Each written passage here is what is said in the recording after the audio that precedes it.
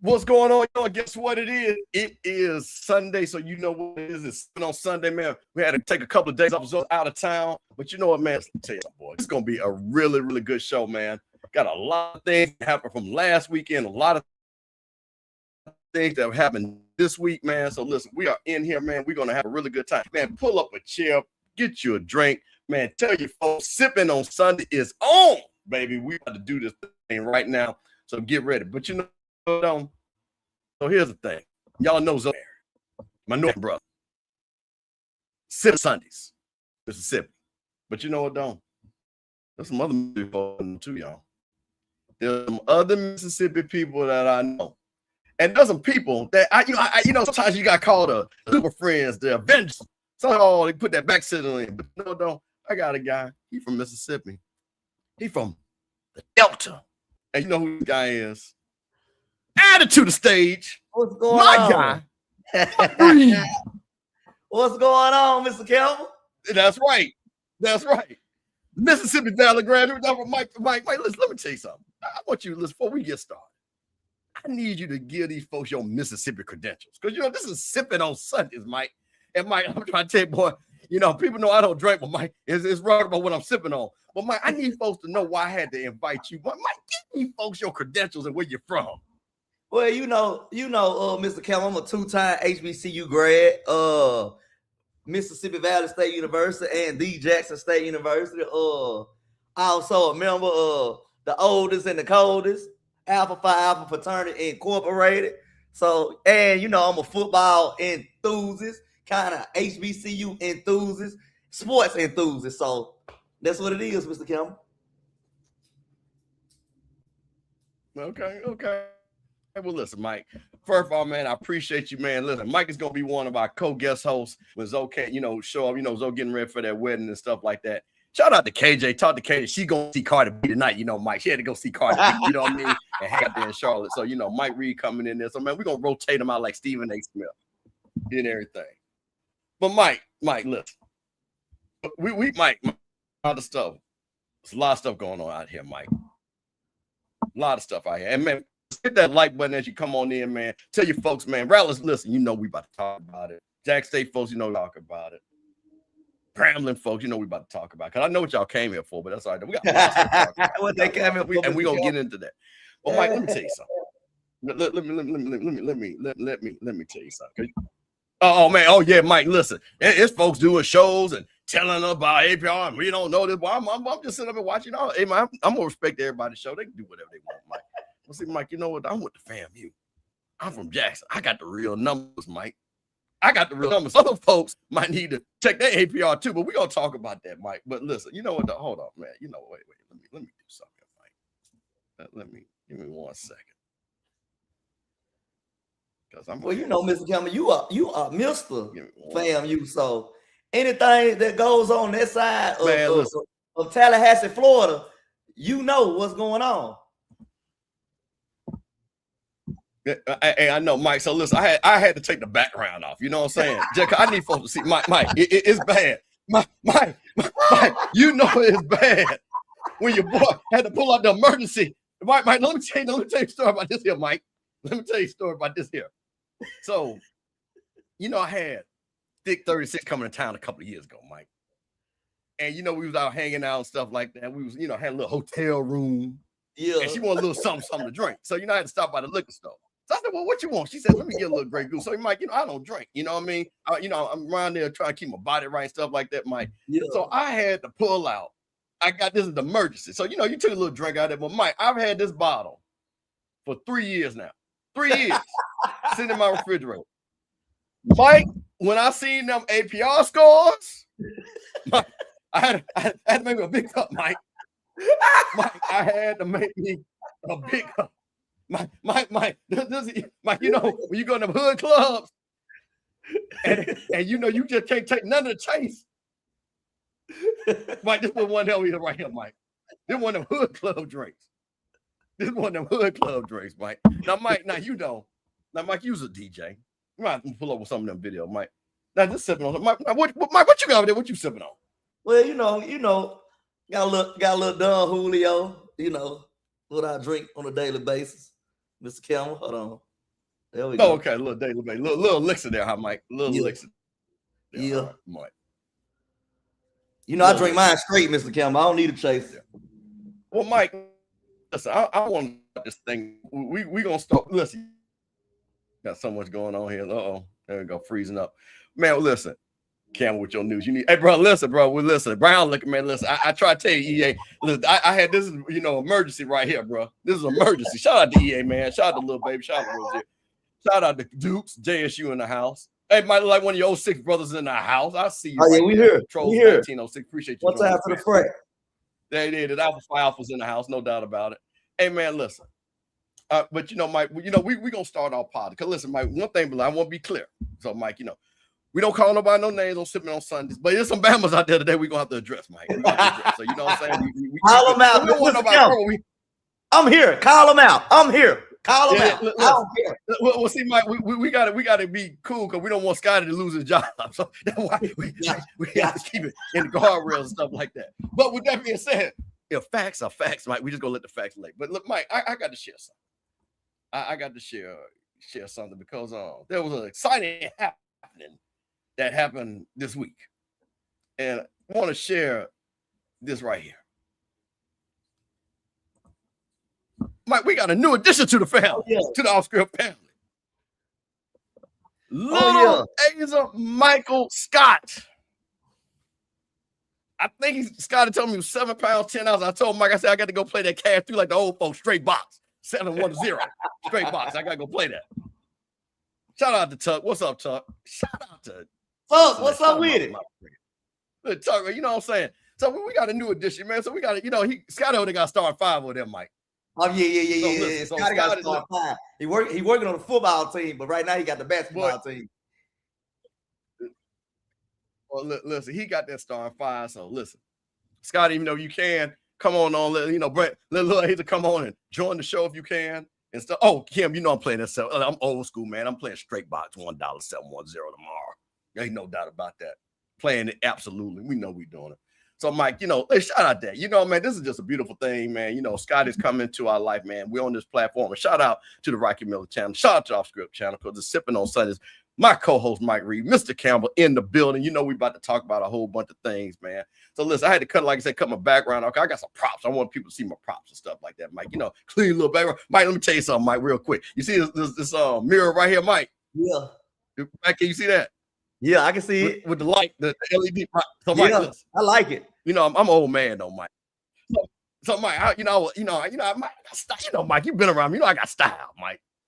So I was, watching a YouTube video and they say, you got to get your full length mirror. Now, Mike, I ain't gonna tell you what I do with that full length mirror, but I had to make sure I get that LED light, Mike. So little something, Mike. Just like a C. You know what I'm saying? It's 36. Come on through it. You know what I'm saying? So so that's what y'all see the background up here, man. And everything. And stuff. So yeah, so there ain't no doubt about it. Look, hey, listen. Oh yeah, man. Oh man. 3-hour show with slides. But listen, we got some slides tonight. Cause see, man, Mike, I'm gonna solve the problem for FAMU. And shout out to, like I say, the administration because they addressed it. Well, Mike, you know what? We're gonna get into some of the simple stuff first, Mike. Because man, it's a lot of stuff going on, Mike. And I'm gonna get into this thing right here. Mike, we got to talk about because we were gonna talk about this last week, but everybody saw it, Mike. What in the hell was going on with Don Staley and your boy Gino Auriemma, man? I'm gonna pull this up, Mike. And I know a lot of y'all saw this, but we ain't talking about on Sippin' on Sundays. I'm gonna pull this up, Mike. We're gonna talk about it right here. And Mike, we just gonna break this thing down because Mike, one thing I say, Don Staley, shout out freshman class of '88, my freshman sister. And stuff. They've been watching Dawn Staley. She was actually my senior year. She was the USA Today Women's Basketball Player of the Year with Alonzo Mourning.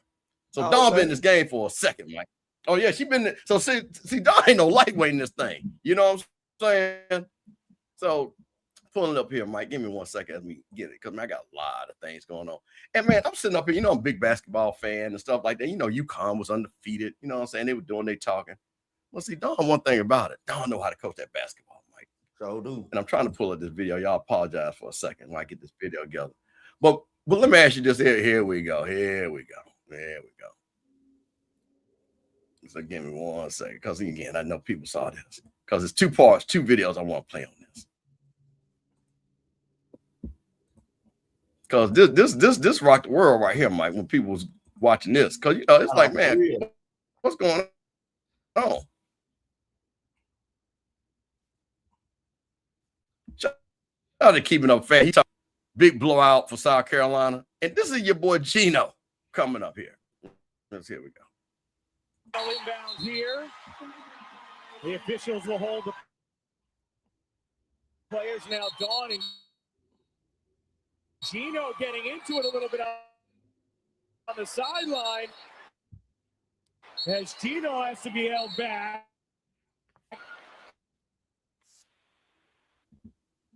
Makes this rivalry such a compelling one. As they now, I'm gonna show you another angle. I don't know but people should have seen it by now. But I'm gonna show you another angle. You'll show me the other angle, Mr. And this is what this. Yeah. We got to show another angle here, Mike. Cause see, let me tell y'all something. I don't know how many I've been to Philadelphia several times. I don't know how many y'all. Dawn is from North Philly. Gino down there with them Italians. He's from Philadelphia too. But let me tell you how people from North Philly do it, Mike. Because just and mind you, Dawn is 5'5", okay? 5'5", but again, she from Philly. And this was Dawn's response when Gino came in here disrespecting her. Because I want to be clear. And then I'm going to ask you a question, Mike, after we play this video right here.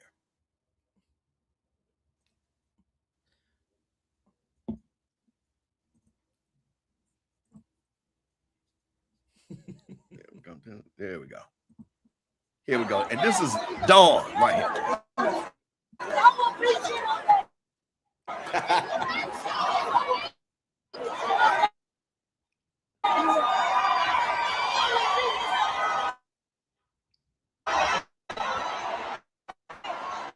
This is again.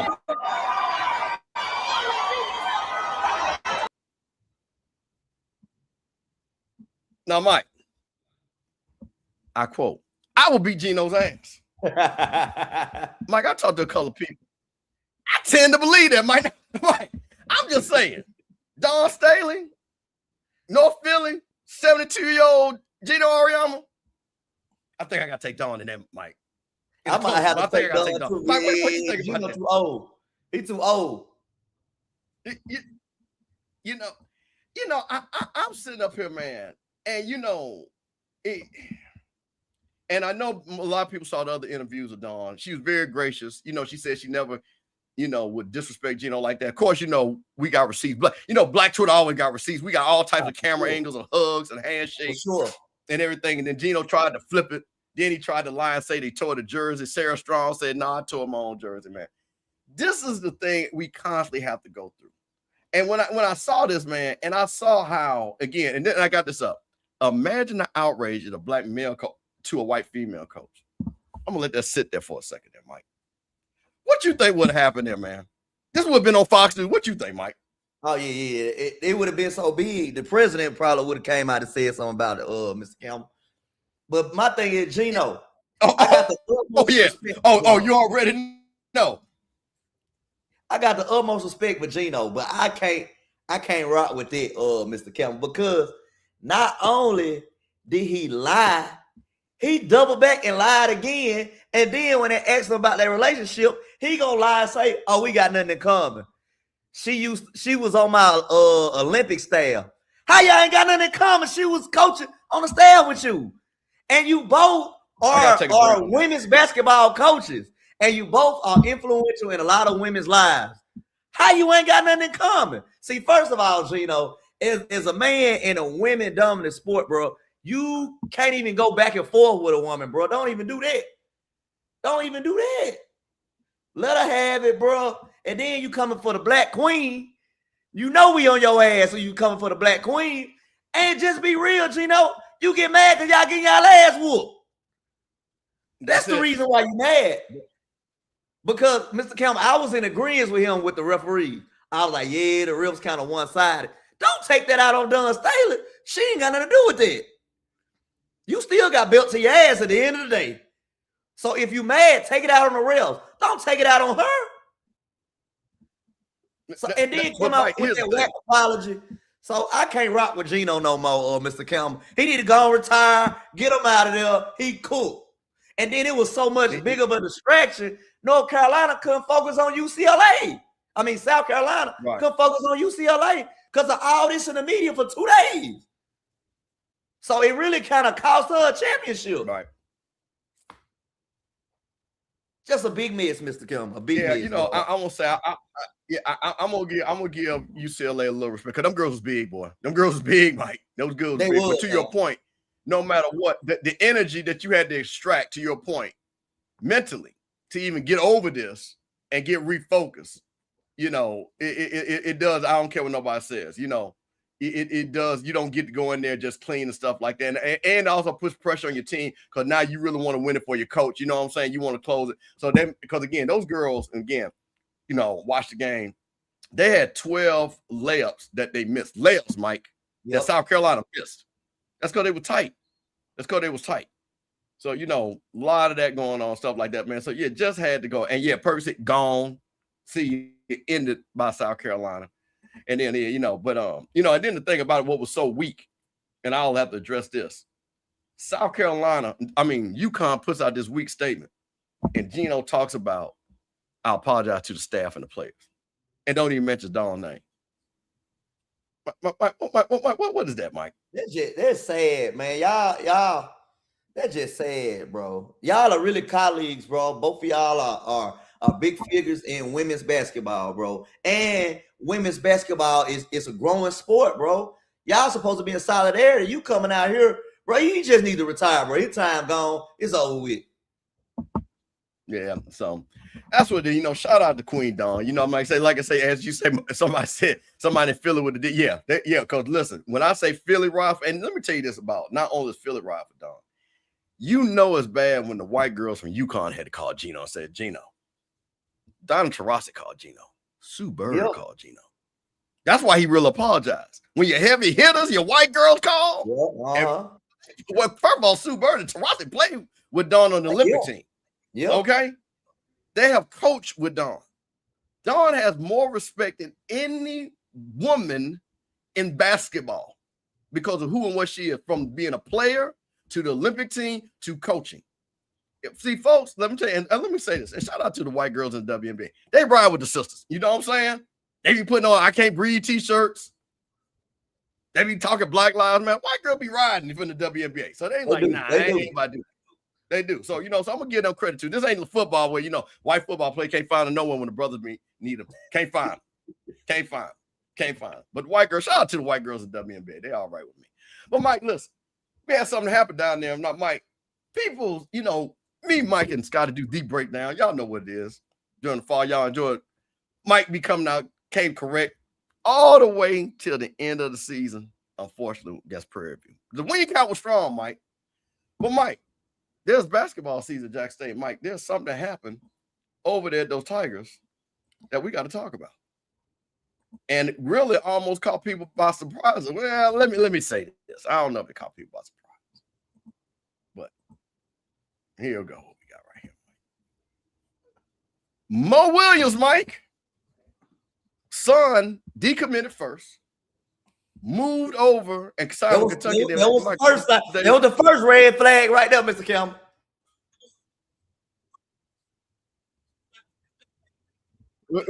You knew something was up, Mike. Yeah, that was the first red flag. And then a couple of days, then you got Mo Williams heading to Kentucky being assistant coach. Now, you know, I pulled this up right here because I thought this was interesting. You know what I mean? 3 reasons why Mo Williams was a home run hire for Mark Pope in Kentucky. Let's see what the man say. Williams will help develop the backcourt. Now, people remember Mo Williams played in the NBA, played right there next to LeBron. Yeah, my boy. Hey, listen. Matter of fact, brought LeBron to Jackson, and man, I ain't gonna talk about that and how LeBron did to pull little kids down to Jackson. My mama's still mad about that. Still mad about how LeBron didn't interact with kids. Second of all, Mr. Campbell, I'm gonna get to that. I'm gonna get to that. Yeah, because we gotta talk about that.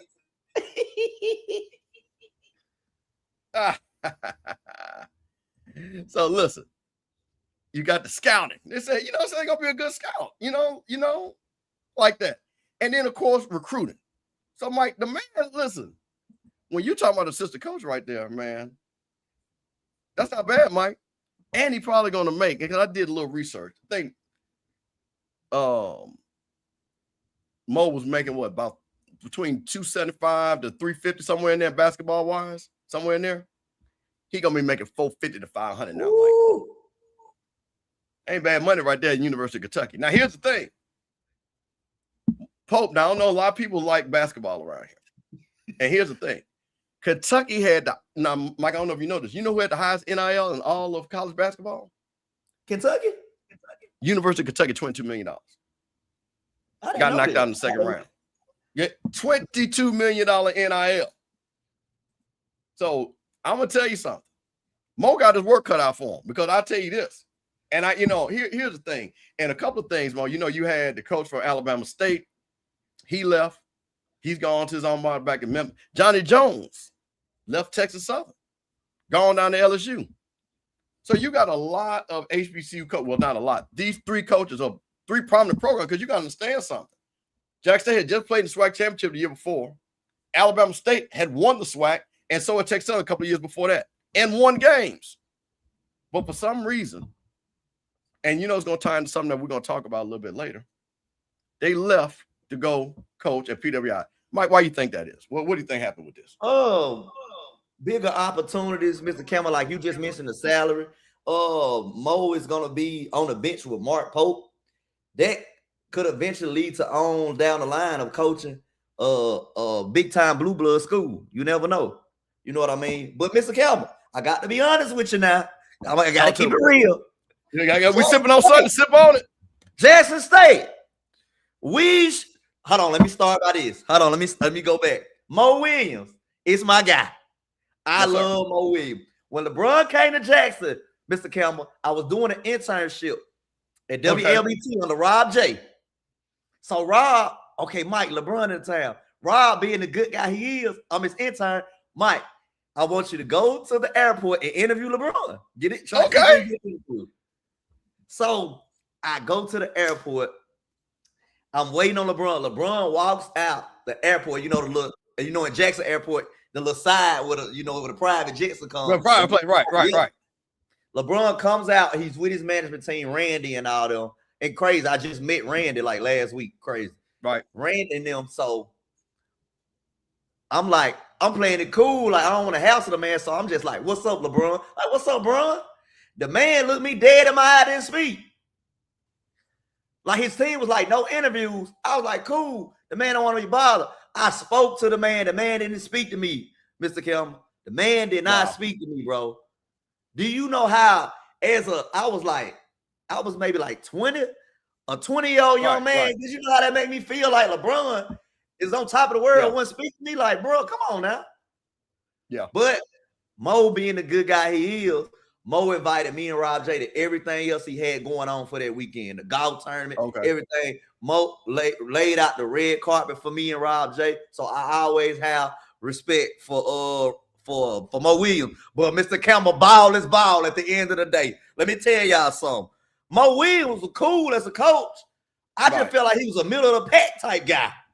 Yeah. Like, I'm in the group messages with kind of like a prominent alumnus of Jackson State. I ain't gonna say his name, but we ain't gonna say no name. But listen, Mike, let them know, Mike. This sipping on something. We know folks, Mike. I know folks. We know folks.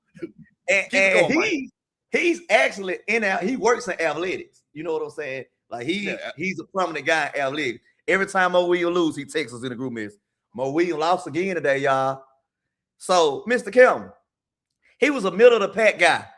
2022-23, a record of 14-19. Okay, finishing fourth. Right. First year. Okay. Second year, 2023-24, 15-17, 11-7 in the SWAC. Tied for fifth. Okay, the year after that, we make the championship. We lose. Fifth with a record of 15-17. We went 14-4 in the SWAC. Okay, cool. Come to this year, 12-21 overall, 10-8, finishing fourth. So, he's a middle of the pack type guy to me, Mr. Campbell. I mean, we not losing anything extravagant, I'm happy for him that he's taking using it as a stepping stone, but I'm not crying that he left Mr. Cam. I'm like, oh, Mo Williams, he gone. Bro, he's a middle of the pack type guy. I gotta keep ball. So I'm not crying over there, Mr. Kemp. Find somebody else, they can win some games.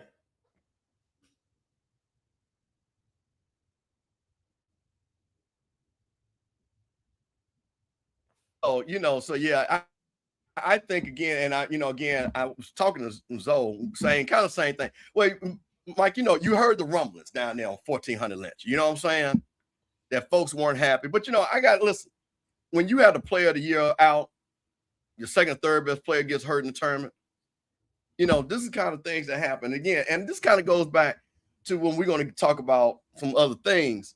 Man, to me, it is tough, especially with basketball, to work that portal and to have a consistent team.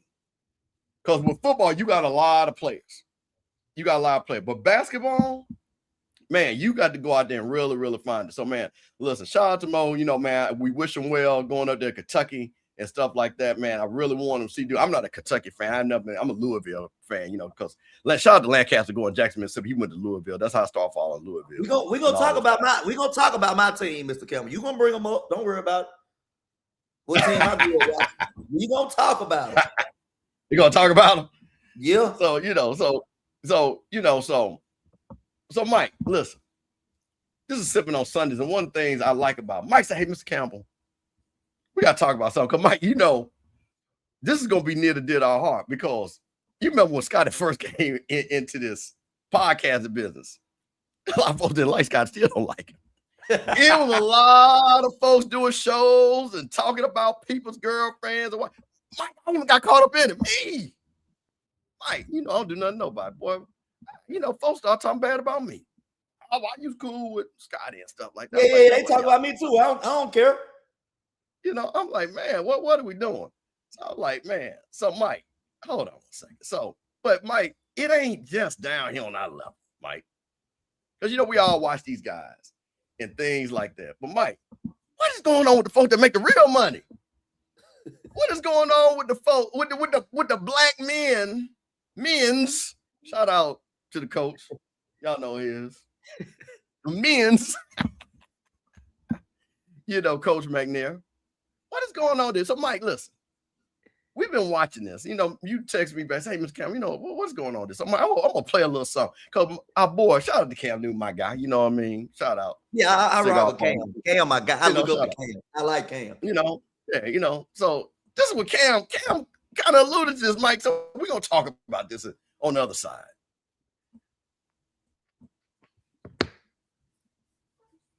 No. Wait, there we go. Into the new reality TV. I love opening up my phone and boom, there it goes. What is worse than diss track? The top 5 most hated podcast personalities. And I know what you're thinking, Peggy. What's up? Is Cam gonna be a part of this? They lied me. You grilling more than George Foreman over here. Number 5.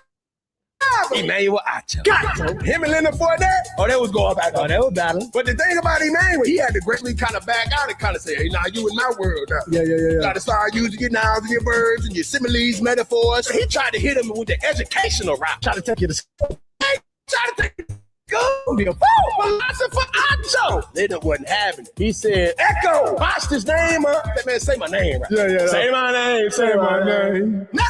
Matt Barnes and Acho. RG3 and Acho.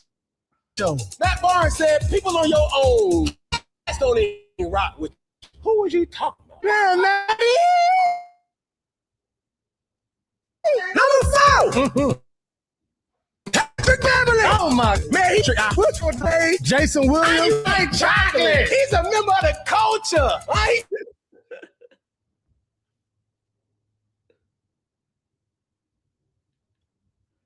And ripping and cutting and cropping. Goodness gracious, I can't keep up. Number 3, Rashad McCants, part of Gil's Arena. Yeah. He be getting to wearing his crown and love to spill the tea. Every member knew.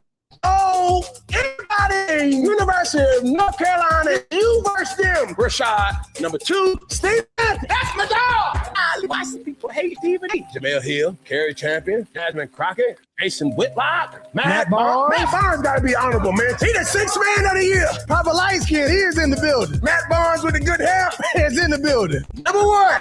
Last but not least, Jason. Mike. That's a whole lot of names right there, man. Man, I sit back here, man, and I was a big fan, man. I told this story, man. I used to go, and I remember when Stephen A. Smith first started out and everything, Mike. When I used to do these big Super Bowl parties, I actually did a Black Sports Writer Roundtable with all these guys, way back. So, I always respected them, man. Shout out to Rob Wilder, man. God rest his soul. One of the best sports writers of all time. And, man, what is going on, man? They want to do Real Housewives. I understand when people, when Scotty would go back and forth, Scotty would have him versus X, and I ain't gonna say no name because we ain't trying to keep nothing going. But you know what I'm saying?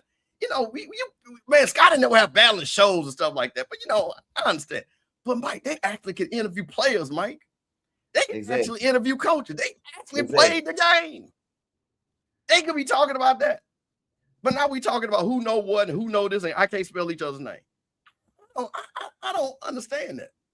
Mr. Campbell, can I ask you something? Please do. What's your thoughts on Stephen A. Smith? Listen here, Mike. Now, me and Stephen A. around the same age. And I know when folks go get money. See, I understand when folks go get money. And see, I got a friend that's a big political guy. And he said, let me tell you something. And Mike, he been dealing with the Republicans, Mike, back in college. Okay, back when we went to college. We'd be out there helping the Democrats and, NAACP sign up there. He was over there with George Bush and them. And I said, man, what you doing? He said, man, because ain't nobody else over here but me. I can go get a check. And he been getting checks from the Republican for the last 40 years. So let me tell you something. When Mike got stands for ABC, they big Republican folks, Mike. CEO gave money to Trump. That's his guy. So, Stephen A. want to get $100 million, Mike. They got to have a little talk with him in the back. Nah, for real. Mike, come on. We from Mississippi. You know how this go. Yeah. Cletus, I know y'all know them folks over there, March, but Cletus, we don't need you to be over there. We need you to make sure you come to work today. But just let us know if they do anything that might cause a little trouble. See, Mike, we grew up with that type of stuff. So Stephen A. wanted to get that money, and that was his whole thing. Because Pat McAfee had got that money, and what did he say? He got that $85 million. He had to get it. So see, Mike, that comes with strings. That comes with big strings. So now what does he do? He goes and he starts right-leaning, as they say. He starts wanting to check the Jasmine Crockett's. He wants to say Kamala this and Kamala that. But the thing about it is, when black folks ask him a question, why you don't say the same thing about the motherfucker, he don't say nothing. He ain't got nothing to say. So I'm like, this is all about money. Because it's a lay for that. And when you go look at his comments, you got all them white boys that just sit on YouTube all day in their basement, on Twitch, playing, ain't got no girlfriends, and that's who all be commenting. Yeah, Stephen A., you tell them. You tell them. And then ain't nothing worse when I hear a black person say, I'm a free thinker. If you ever hear a black person say that, Mike, run away. But that basically means when I hear somebody say I'm a free thinker, I'm just letting you know, Mike, I'm old school right there. Look at shout out there. So I'm just letting you know. So that's my thing. And so, so two things can be. So yeah, when you hear that brother be thought I'm a free thinker. You know what I'm saying? I ain't be holding to nobody. Man, you gotta pick a side now, bro. You gotta pick a side. You can't be on both sides of the fence, Mike. You gotta be on that side or this side. Now, if you're on that side, that's fine. But stay on that side. So I can deal with you. So you know what he'll say? Hey, man, I raised all this money for HBCUs. And he does. But guess what, Mike? He ain't the only person to raise money for HBCUs.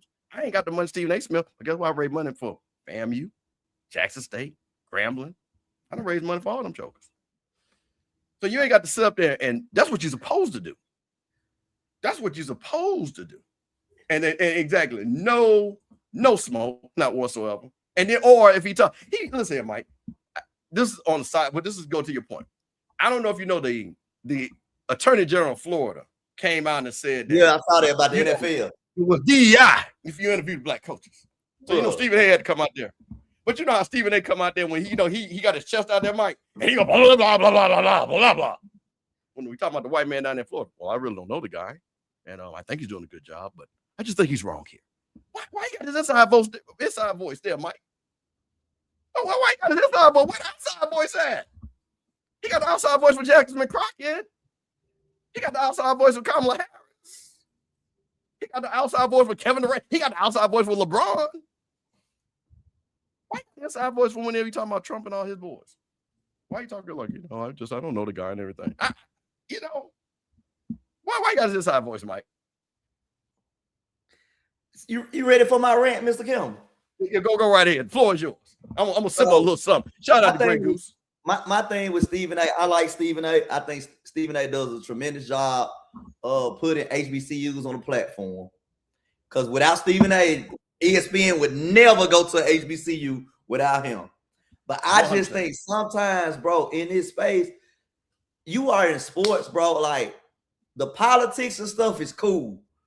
Sometimes you gotta keep ball, Mr. Campbell. Like I watch ESPN to talk about sports. I don't want to hear about this other shit you got going on, especially your personal vendettas against this person, that person, this person, that person. And that's my whole thing with the black sports media. Like y'all are talking all this stuff, making it a reality soap opera, talking about each other, black men bashing black men, when you're supposed to be talking about sports, bro. We want to hear about sports, bro. I don't care that you think you don't like this guy or this guy don't like you. I don't give a damn about that. That ain't none of my business. Ball is ball. And I'm going to keep it real. That's why my favorite show on ESPN is the Pat McAfee show. My favorite show because at the end, Pat McAfee has more cachet at ESPN than anybody because he had his own platform. And when he got brought to ESPN, I don't need y'all. Y'all need me.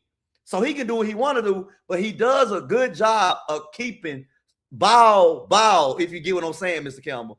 It's strictly sports. They sit on that show. They don't hate on nobody.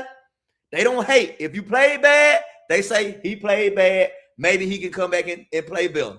They don't take personal feelings, and then he got relationships. That's why his relationship with everybody in the sports industry is so good.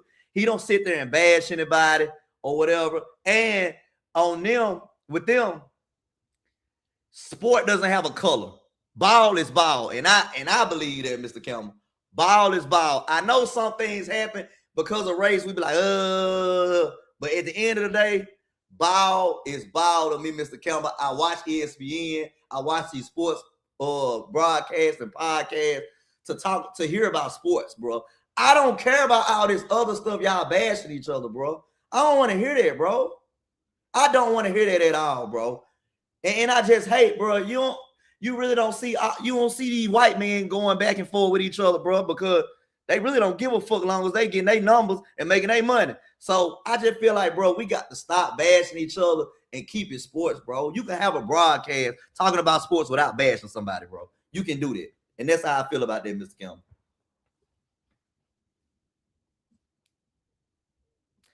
Rocky, how I'm being a hypocrite? Hold on. I'm gonna push back on Pat McAfee a little bit. But I just want to know how I'm being a hypocrite. Hold on. I'm gonna let you get. I'm gonna let you. You know, Rocky will be on in 2 seconds. He'll definitely tell you. But I'm gonna push back. Here's the thing about Pat McAfee. People tune in to hear about the sports aspect, bro. Yeah, Mr. Campbell, explain. Let me say this, Mike. Let me say this. Let me. Well, okay. So let me tell you something. We are different ages, so this is more of a age thing. Yeah. I don't like Pat McAfee because he did that white boy frat humor. He the type of white boy you be cool with, but you catch him the wrong way, he call you a nigger. It didn't mean it. I'm just trying to tell you, he come off like that. That white boy frat humor. And he down with Trump and all that. But I ain't mad at it. But to your point, what he tries to do, be like white boys and frat white boys, they try to keep it light, right? They try to keep it light. They try to keep it whatever. But he do have that white boy frat humor. But that's okay.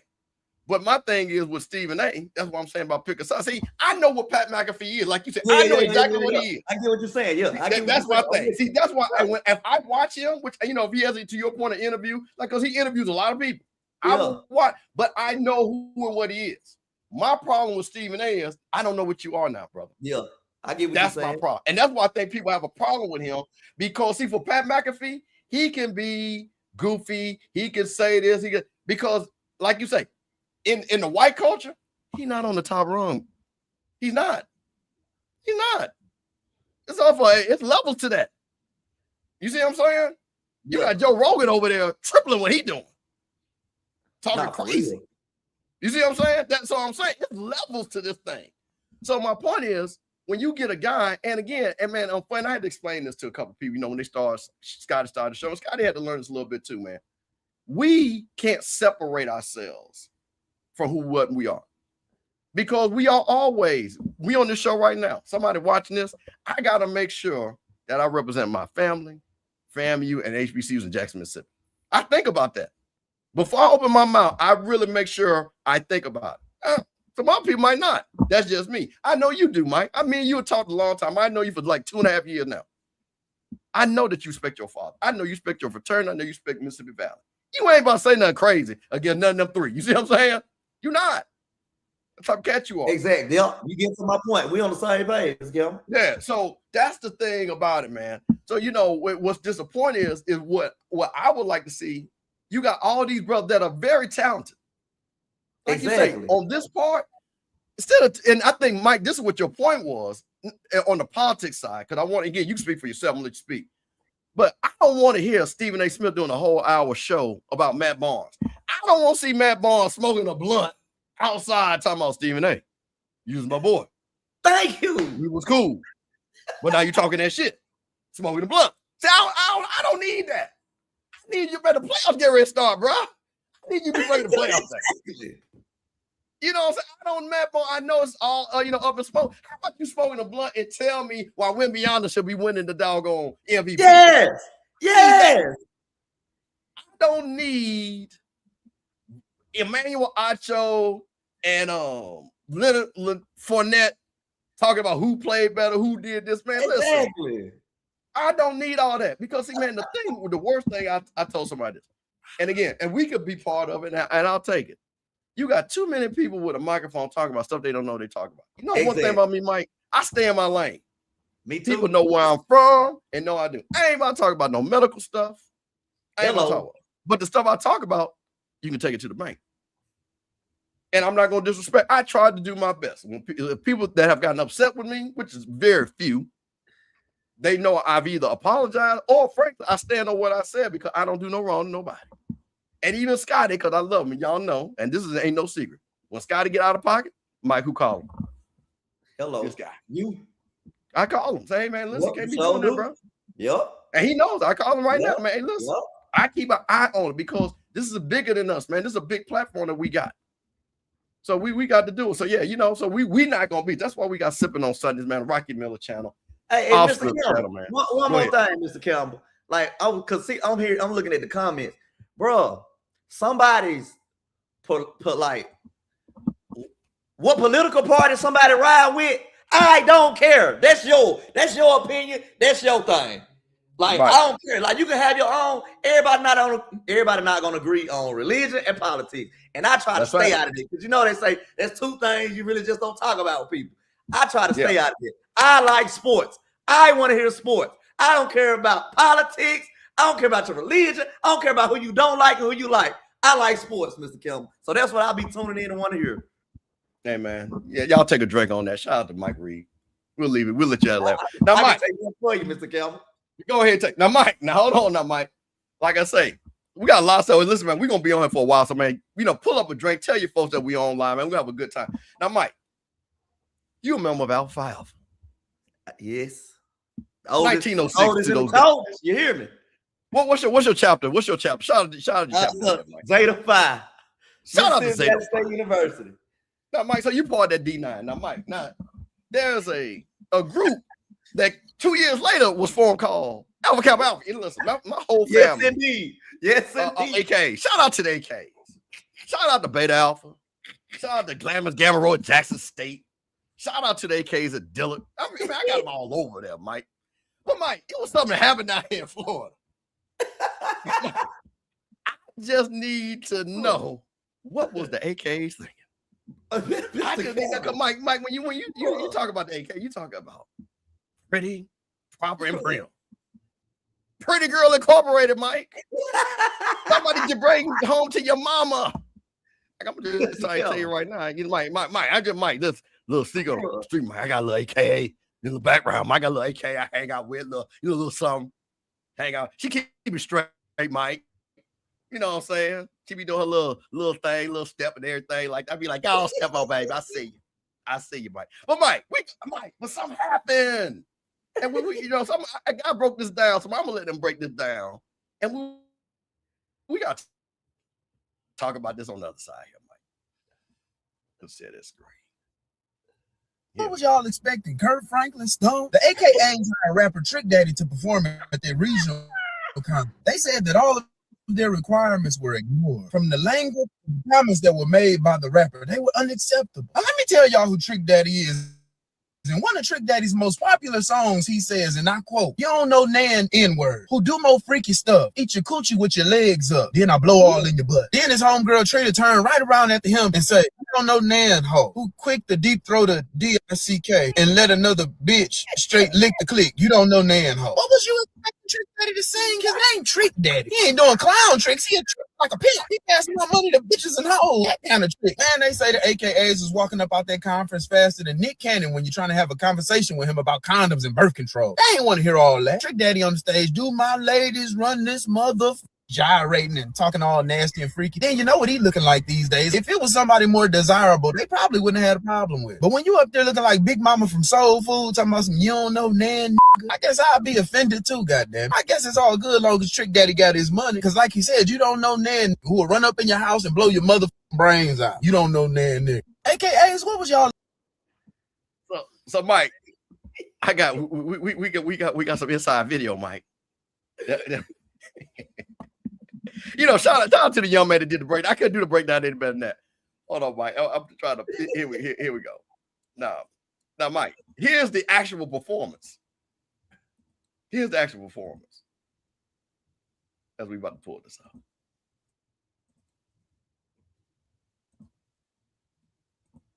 Do an AKA conference and they shut the concert down. They about to give my mama a heart attack. What do you say? Everybody leaving. What's going on? What do you say? You all my ladies on this motherfucker. What? Everybody in here 60 years old. You Mike, what? Mike, they had the golden sorrows clutching their pearls, Mike. Mike, I'm not a member of the D9. Shout out to all the members of the D9. Shout out to all my boys. Shout out to my boy EA. Shout out to Beta New Alpha Phi Alpha down there. Shout out to Delta Chapter Kappa Alpha Psi of Jackson State. Shout out to Alpha Z Kappa Alpha Psi. But Mike, what were the AKs thinking? Mr. Kelvin. Mike, I don't know who decision this was to book Trick Daddy. Who was in the meeting when they were discussing? Okay, y'all, we gonna book Trick Daddy for the conference. Who was in the meeting? Everybody know anything about Trick Daddy. You know what you getting. You know what you in store for. But Mike, Mike, let me ask something to you. Not only did they book Trick Daddy, they booked Luke and JT Money. Luke, yeah. Uncle Luke. Mike, now listen. Now, Mike, I'm just gonna explain something to you. I went to college in the heyday. See, I'm a child of rap. Rap was born when I was okay. You gotta say so. There was the time when there was no cursing, Mike. I remember when we like, oh my God, they're cursing. You know what I'm saying? So Luke came out, okay, 2 Live Crew. On the back end of me leading FAMU, Poison Clan, JT Money, and Trick Daddy Dollars came out. Yeah, Trick Daddy I Dollars. thought this was a FAMU be out day, Mike. When I saw the lineup, I said, wait a minute. This gotta be a FAMU be out day. I'm like, this can't be the Laser Alpha Kappa Alpha at a regional convention. Come on, man. What, Mike? Okay, Mike, they not only had Trick, they had Luke and JT Money. The whole lineup. The whole lineup, boy. Hey, flat. Hey, hey, man, that was like the Miami Fresh Fest 1992 down at FAMU. Come on, man. What, man? I'm like, man, listen. Oh, man. You know, and again, I didn't play, listen, so Trick had a response. And because, you know, we're a family show up here, he kind of used some derogatory language against one, but he apologized. But I didn't want to play that because, you know what I'm saying? We don't do that here. But Trick was like, listen, y'all knew who I was. Exactly. Don't tell me about no playlist. Yeah, don't tell y'all me knew what y'all was going to get. Exactly. And the thing about, and this is what I think happens all the time, man, when you have a group that are part of a group, but ages are different, right? Yeah. So again, like you said, you got the Golden Star 60.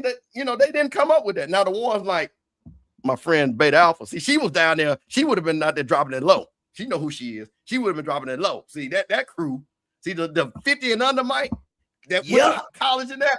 They know and then the Neo, Mike, the Neo just, you know what I'm saying? They got to do, you know what I'm saying? They just happen to be there. So that was the thing, man. You know, I was just like, come on, man. What are we doing, man? I'm just like, oh. But Mr. Campbell, hold on, Mr. Campbell. GC, hold on, let me get close to the camera. Just like them AKA behind closed doors, they be them freaks. But when it hit the fan, they want to act all innocent, Mr. Campbell. You know, listen, there's a reason why they say once you date the AKA, you end up marrying them. Hey, you heard that, Mike? When you date the AKA, you end up marrying them, Mike. You end up marrying them, Mike. No, Mr. Kelvin. But then they try to act all innocent. Hey, man, them AKAs, man, they ratting the thought, man. Listen, when AK listen, you be seeing the guy, man, you dating AK? Yeah, man, yeah. You know my boy, like, man, y'all been dating strong. And then you talk to your boy 2 years later, oh, yeah, we about to get married. God, yeah. But they be trying to act all innocent. Deep down inside, they love Trick Daddy. No, listen, man, listen. No, why she listen, Mike? That's why she had him. That's why she had him, Mike. You know, listen, man. Hey, man, shout out to the Deltas too, man. Shout out to Beta Alpha Deltas. You know, those are my girls too, man. And like, shout out to everybody. But Mr. Count with the Deltas, you know what you're getting. You know what you're getting with the Deltas. The AKAs put on a persona and try to act. You know, but with the Deltas, they'll tell you straight up what you're getting yourself into. Oh, okay. But the AKAs be trying to put on a persona and act, clutching, like you say, clutching the pearls. Like, oh. Well, see, Mike, I'm gonna tell you what a friend of mine who was AK told me. There's a time and place for everything.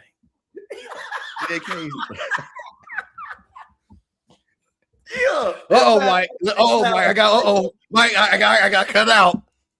I'm about to be in trouble. This is one of them AKs right here. One of them prominent ones, boy. I want. I got to move on, boy. When they know. So Mike said it, Michael Alpha, so don't say it on me. They know. I'm just saying they know, Mr. Kim. They know. Not Mike. Before we get to the thing where everybody here, Mike, I saw this, and this right here, man. Listen, I know y'all young folks do things, but I'm just gonna tell you. And I'm gonna ask you, Michael. I don't know, but I got a feeling I know your answer. But I know you saw the skit with Drewski, right?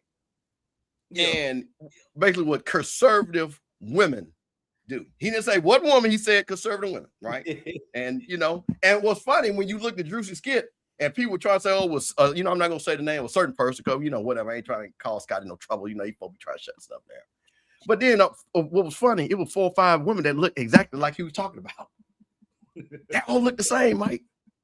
I was like, damn, see? But here's what I saw. And I'm gonna pull this up, Mike, and play this. Because this is, Mike, this is Sippin on Sundays. We from Mississippi. The thing, we don't play certain things. But I saw this. And a lot of y'all young folk like this cat. And he said he gonna do something interesting. So I'm gonna play this on the other side and see what you put here, Mike. I've been over the last couple of days calling makeup artists, and I was gonna do a response to this and go and do like the full on Darker. yeah, Mm-hmm. and do it and just do it back because why not? Yeah. Like, are we on the same playing field? Like, In this sentence. But if there's a way to do it, I've been here many times. If there's a way to do it, I think, yeah. I think there needs to be some black support for the character, I think. Like I'm saying, like say if Drewski or I'm trying to think of somebody else. Charles Barkley. Charles Barkley. If you got one of those guys to be like, hey, Theo, I want you to do this skit with me. Let's do this. But still, that's pussying out. You think it is? Yeah. To me, there's a level of like, Doesn't that make us more like prejudice? like more prejudice? That against- makes us, if we have to partner with someone. Drewski just dropped this. And he's done it a couple of times. I'm from the old school. From the old school, raised by folk that march in them streets. I'm just gonna tell you something. I don't know how y'all move. J. Paul, you might not want to do that. You might not want to do that. Now, some of y'all young folks, Mike, I hate to say it, they may be a little bit young now. Some of y'all don't understand what that means. Some of y'all think that might be funny. I don't see how that's gonna be funny. And then how you gonna throw Charles Barkley on the bus, which kind of scared me right there. He said, maybe I can call Charles Barkley. What are him and Charles Barkley talking about? You know, like, is he that comfortable? Hold on. And then that white boy, I guess, is a big time podcaster. You see how he set him up. He said, hey, I might get in trouble with this. But there is a kind of a way to do it. You see how they scheme it? Mike, if Jake Paul do blackface, what you think gonna happen? Mr. Campbell, Jake Paul, do it. But you got to be ready for all consequences that come with it. Now, when you go back to your wrestling and one of them black niggas back slap the shit out your ass, I don't want to hear no crying. Don't play the victim. Don't play the victim when somebody slap the shit out you now. So do it. Do it. Just be ready for whatever smoke come with it, Mr. Campbell. He got to be ready for whatever come with it. All right. So we always argue he has not done it. That was an AI creation of what he would look like. Jake Paul has not done it. So I'm not gonna do it, Jake. Yeah, but listen, man. I come and shout out to the Breelers. And man, and I grew up. Fannie Lou Hammond was one of my heroes. Aaron Henry, if you're from Jackson, one of my heroes. These folks, Dr. John Peoples, Jackson State. These are somebody. I'm talking about people that was in the struggle. And when I saw this, and that he was so cavalier about it, like, I think I should do it. That just let you know where we at, boy. Folks got too comfortable around here, Mike. Yeah, Mr. Campbell, let him do it. I want somebody to slap the shit out of. No, he ain't. Hey, listen, he has not done it. That was an AI pitch. I'm trying to tell you what I know, bro. He has not done it. So, so man, just the fact, and if I'm Charles Barkley, I don't know when they come back on. I'm like, hey man, keep my name out your mouth. Yeah, for sure. Don't even put me in to let people even think I'm even down with you that much. I'm like, man, it ain't no way. I saw that, man. I was like, man, y'all, boy, is this where we at? Is this where we at? Do it, Jake. You thought Buddy knocked your ass out. Man, listen. So, like I say, I tell you what, he better not bring on any street that I'm on. But Mr. Campbell, if he do, he ain't gonna go to no places where nobody gonna do harm to him. He ain't gonna do that. Oh no. He'll be down at Mar-a-Lago. He'll be out wherever he at. He ain't Beverly Hills and yeah. No, he ain't gonna do it. No, he ain't gonna do it. Now, Mike, I'm with the Florida A&M University. And Mike, we used to have a thing called FAMU Foolishness. A lot of things, Mike, we come on there and show Scotty. Scotty would do 3-hour shows. Other folks would just be happy talking about what they knew about OBG and all this stuff and all that, Mike. And Mike, so I had to deal with it. You know what I'm saying? You take the good with the bad. When you're number one public HBC, folks are always going to be hating on you. But Mike, I don't know. I had a tracker, Mike. I had a tracker. And from the day Coach Quinn Gray got hired to just a few days ago, 108 days, Mike. You know how, like, you go into those power plants or those warehouses and they say 108 days without an accident? Yeah. I had that go, Mike. We was 108 days strong. 108 days strong, Mike, with no family football. Mike, here's what came out just the other day. And I'm going to talk about this on the other side. And we pull this up. You know, everybody been waiting on you, Mr. Kelmer, to talk about this. Oh, yeah, man, I know. Oh, boy, listen, they've been waiting, Mike. I know they've been waiting. But we're going to get into it because that's what we're going to break it down. Because, listen, man, we're going to break it down. Mike, but see, let me tell you something about FAMU. See, Mike, we come out. Official statement, Mike. Official statement. You know, I'm like, everybody like, oh, Lord. But, Mike, here you go. FAMU football receives NCAA penalties. University outlines path forward. Florida A&M University announced today that its football program has received a level 2 academic progress rate penalties for NCAA 2026 football season, which includes practice restrictions, ineligibility for postseason competition during the 2026 season, which is next season, of course. President Marvin B. Johnson and university leadership are committed to addressing structural conditions that contribute to this outcome and building academics. So here is President Johnson, because she's a lawyer. Florida A&M holds the student athletes to the same standard of excellence we hold every rattler, said President Johnson. These penalties reflect a failure of institutional infrastructure, not a failure of our student athletes. We are committing to building the academic support structure this program has long deserved, and this administration will be accountable for delivering it. We are fortunate to have tremendous partners in Southwest Athletic Conference, Commissioner Dr. Charles McClellan, and I can swiftly provide the support we need. And then got a new AD. New AD had to put his little thing in there. You know, his statement, not a little thing, statement. Shout out to, AD Davis. We owe it to our student athletes and the Rattler community to be transparent about where we are and where we're going, said Davis. The 4-year rolling average that produced this outcome includes a period of significant transition. That context does not excuse the result. And we're not here to make excuse, we're here to fix it. The 2026 season is the opportunity for this team to demonstrate its character, develop its culture under Coach Gray, and lay the foundation. Now, so again, that benchmark is a rolling average of 930. But I wanted to say something because shout out to Coach Quinn Gray. Because let me tell you something. And we got a lot of stuff to talk about tonight. But Coach Gray said something. He's been doing something right off the rip because Coach Gray knew that we were APR challenged. And I'm going to talk about that. Academics and football are not competing priorities in our program. They are the same priority. Every player on this roster knows the expectation. You handle your business in the classroom first. You have systems in place. Now it's about execution, accountability every single day. Our job is to build this program the right way on the field, in the classroom, and in the community. While this band seems daunting, it does not take away our ability to continue to impact our student athletes and lives off the field and still working to it. So, Mike. Now, of course, you had a whole bunch of fun. Now, my boy Crook, shout out to Crook. Like I said, we don't run away. And I told Crook this. It's Black Crook here because he giving us a view. Crook don't kick his jokes off. But let me tell you something, Mike. People, people, Mike, people got to do shows that don't know nothing about FAMU. But they got to talk about what they think they know. Well, we don't want you to blame certain people like OBG. You need to look at who the people to blame. First of all, this ain't got nothing to do with OBG, Mike.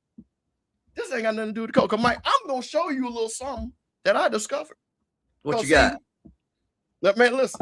Because, see, what people want to do is they want to just talk about, they want to blame somebody, especially people that they don't like. And I'm going to say this again. This number does not reflect on Angela Suggs' watch. So I want to be clear on that because some of y'all try to mislabel that too. The people that were the ADs during this 4-year period were Gaucher, Mike Smith, OBG, Mike Smith again.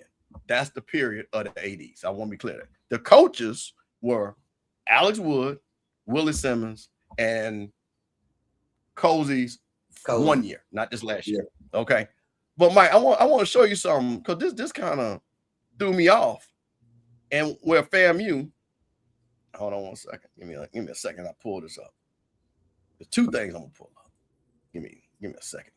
Y'all pull your little something while I get this together. Because we gotta talk about this because people want to just do stuff for clicks. I'm here for results, Mike. You know me. And I think we're gonna get some results. But we gotta talk about where this started from. All right. All right, here we go, Mike. I'm going to share my screen. Make this bigger so y'all can see this. And this is public knowledge, so this ain't nobody to embarrass nobody and everything. Now, I've been on this long before her. Yeah, okay, here we go. Share my screen. Shout out to Crook. Because this is what Madam President is talking about. Now, Mike, can you see this?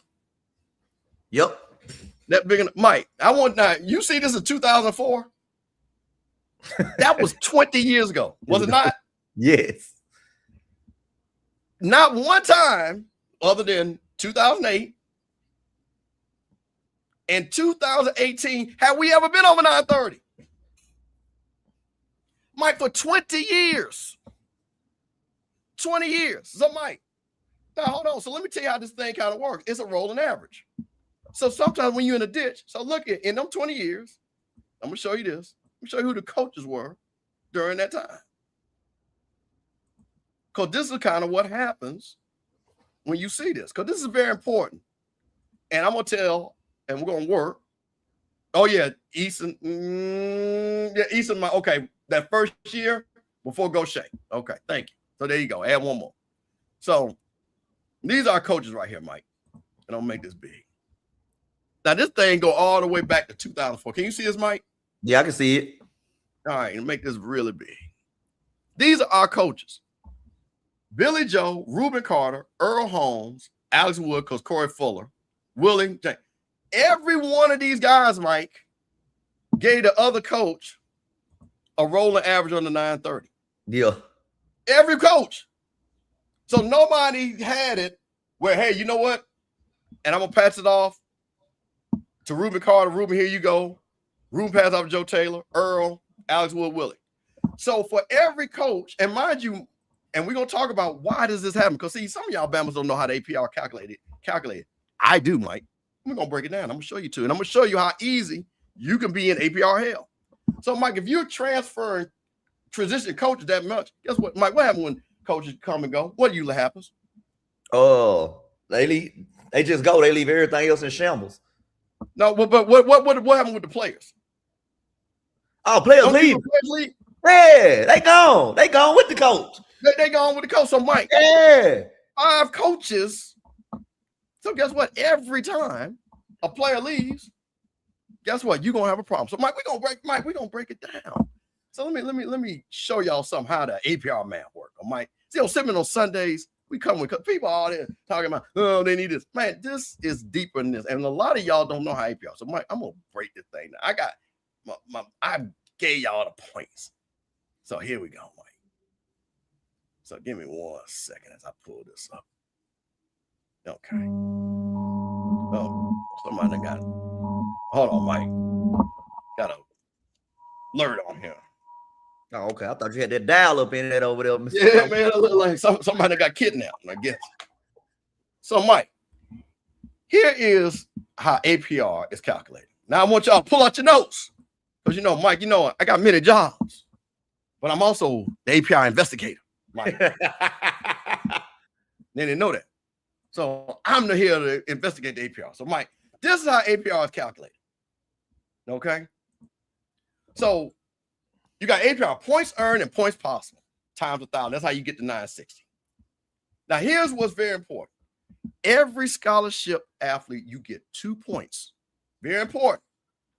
You get 1 point if the athlete is eligible at the end of the term. You know what? Start school, end of the semester. You get another point if the kid stays or leaves academically. Okay? Returns, comes back. Now, here's the thing. That's retention.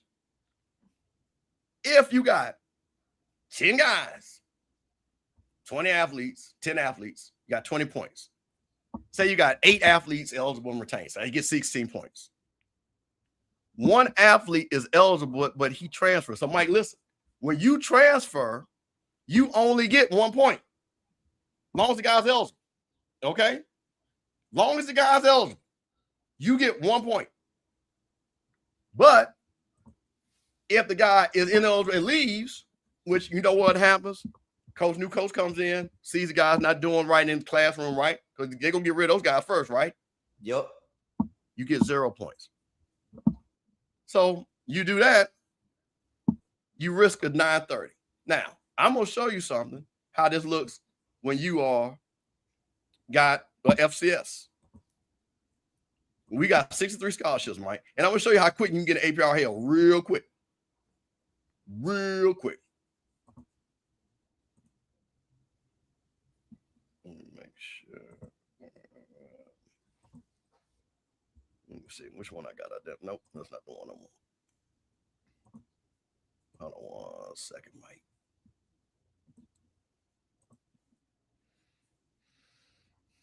Okay, here we go. Let me try this. Well, this is what was very interesting to me, how the numbers can get really screwed. Let's try to see if this is it. All right. Here we go, Mike. So this is 63 student athletes, okay? This is what we're running right now, all right? We're FCS. You get one eligibility point we talked about, and one retention point. So I said if we got 10 guys eligible that leave, okay? Yeah, leave, okay. 10 that leave out of 6, which that's not even a lot of kids. Now, Mike, how many times we heard 15, 20, 25, 30, right? Facts. Okay. So that means they're going to earn the eligibility point. And I'm talking just eligible, not ineligible, because that's even a whole worth thing. But they don't get the retention point. So here's the math for all you math wizards out there. 63 athletes times 2 points, 126 total points. Okay. You only earn 1 point for those who leave. You earn 53 points by who stays. So 2 points, 106 points, Okay. right? Then you got 106 plus 10, 116 points. Look here, Mike. If 10 people only leave, look what your APR is. 921. If only 10 guys leave, Mike, you are That's already under. You're already under. You are now, mind you, Mike, these are guys that's eligible. I didn't say ineligible. Listen to where I showed that. They were eligible, Mike. They just didn't want to play a fan. You know what? Maybe they got money to go to a Power 5, group of 4, right? They're eligible. 10 guys, and you are already under 921. This is where the problem is at. Now, here's the thing. If you're a recruiting guy, and I've always said this, and shout out to Coach Greg, I think he understands it. Coach Cozy was at the 220 Club, and he said, I'm going to get guys out the portal. And I was like, man, listen, you need to get guys that want to be at FAMU. You need to get guys that want to be Rattler football players. Yeah, they're going to. Because if you get guys that just want to be football players, Mike, guess what you're going to have? This right here, every year. Yeah. Every year. So, Mike, there's nothing you can do if you just lose 10 guys, and that ain't counting. Now, Mike, mind you, we're losing point because a lot of these guys that you kick off the team ain't even eligible. So then when you lose, thank you. So you lose 2 points. This is the thing how people, we don't need all that. This is simple numbers. And this is why this works. Because you know what? Alabama, you know what they got? They got 998. I wouldn't go check. I want to see what the big boys have. But Alabama got 85 football players. Facts. Alabama, those kids, the only ones that's going to leave is the ones that's going to get money. Alabama will make you stay there. But they can lose more players too, Mike, because they got 20 more players. So they can lose 10 guys and still be okay. Yep. See, and this is the thing. So when people sit back and say, or want to look for the blame, this is where they're talking about the institution. So, Mike, here's the thing about FAMU. If you don't have presidents that only focus on being the number one public HBCU in R1, which is fine, and you think athletics is over there, right? That's just something that they do. And you're putting all your time and effort, and you're not giving a resource to athletics. And you're thinking that only 10 guys come. Mike, if I would have told you 10 guys, would you believe that would have put you on the APR? I wouldn't have believed it. Exactly. That's the point. Most people would not believe, and I'm talking about eligible. You would be like, man, ain't no way, 10 guys, that's going to happen every year. But that's the problem. And that's the thing about it. So, Mike, here's the thing. was a lot of shade, Mike. Come on, FAMU. A lot of shade. That was acting like, oh man, wait a minute. FAMU this and FAMU that. Well, my brother Mike, it was raining over here. Boy, folks was doing shows, talking about what FAMU is. I said, well, hold on. Let me go check a few things here, Mike. Let me just look at a few things. Since since folk got to be talking. So, there's some folks down that street. Hold on, Mike. I'm just going to show you. And you know what? I'm going to do it like, I'm going to do it this way, and then I'm going to do it the other way. So, Mike, this right here. Let me stop sharing that because we're going to come back to this. This is the Bethune-Cookman University. Our rivals. They was all in, we had to, everybody had them rival chats, right, Mike? Yeah. They had them rival chats. Oh, FAMU. Mike, can you see it, Mike? Let me make it big. Let me make it big for the folks. For the folks in the back. Mike, last 4 years. Yeah, since 2020. Yeah. 980, 892, 880, and 888. Guess what they are? They on level 1 penalty. They just ain't made no that. They probably going to get postseason ban. They better But this is FAMU problem. Turn yourself in early. Yeah. So listen, now here's the thing. I think Coach Woody, I want to say now, y'all correct me wrong. I think Coach Wood has been there for all 4 of those years. I think he's been there for 4 years. So these are his. I wanted to look and see what was going on with Alabama A&M. Scott down there. Scotting with, I want to see what's going on, see what's going on with Alabama A&M. Now, mind you, they got a new coach. So I want to be very clear. This ain't no Paul Bryant and Coach Shade. But I want to show you this how things happen when things get transitioned, Mike. Can you see that, Mike? Yeah. Oh, it's been this real. Is Alabama A&M. Last 4 years, Mike. That's on minor. 932, 911, 905, and 901. Guess what they got, Mike? Level 1. Level 1 penalty practice reduction. That's Alabama A&M. Let's go on down the street. And let's go on over there to Alabama State. Now, shout out to because I want to be very clear on something. My point, this is not the coaches, Mike. I guarantee you, if I do a coaching roundtable, you know what they're going to say? We need the funding to make sure that we have academic advisors. And I'm going to talk about that. But I want people to understand, I want to be very clear where when people want to say, oh, FAMU, what about number one? Listen, these are Alabama A&M. Hey, man, that's a great institution. But let's go on down the street to Alabama State just to see what they look like. Wait a minute. Where you at? There we go. Alabama State. Now, Mike, this is Alabama State.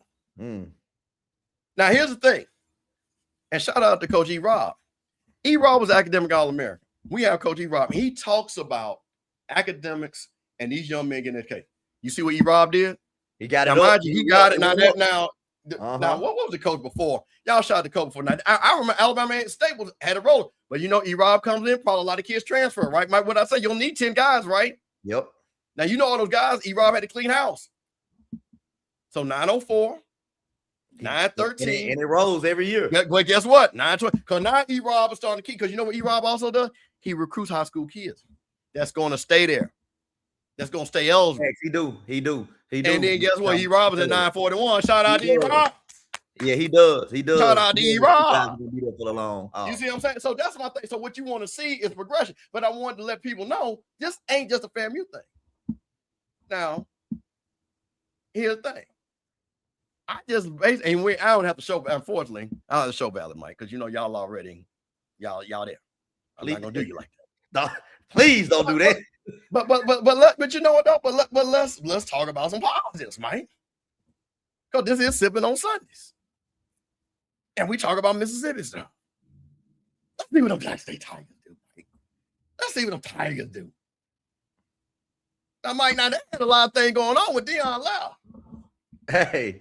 TC Taylor said, hold my beat. TC Taylor was gonna let it drop, Mr. Kim. Now, Now, right before Dion got there, Jackson State was low, 971, 973. Dion come there, 950.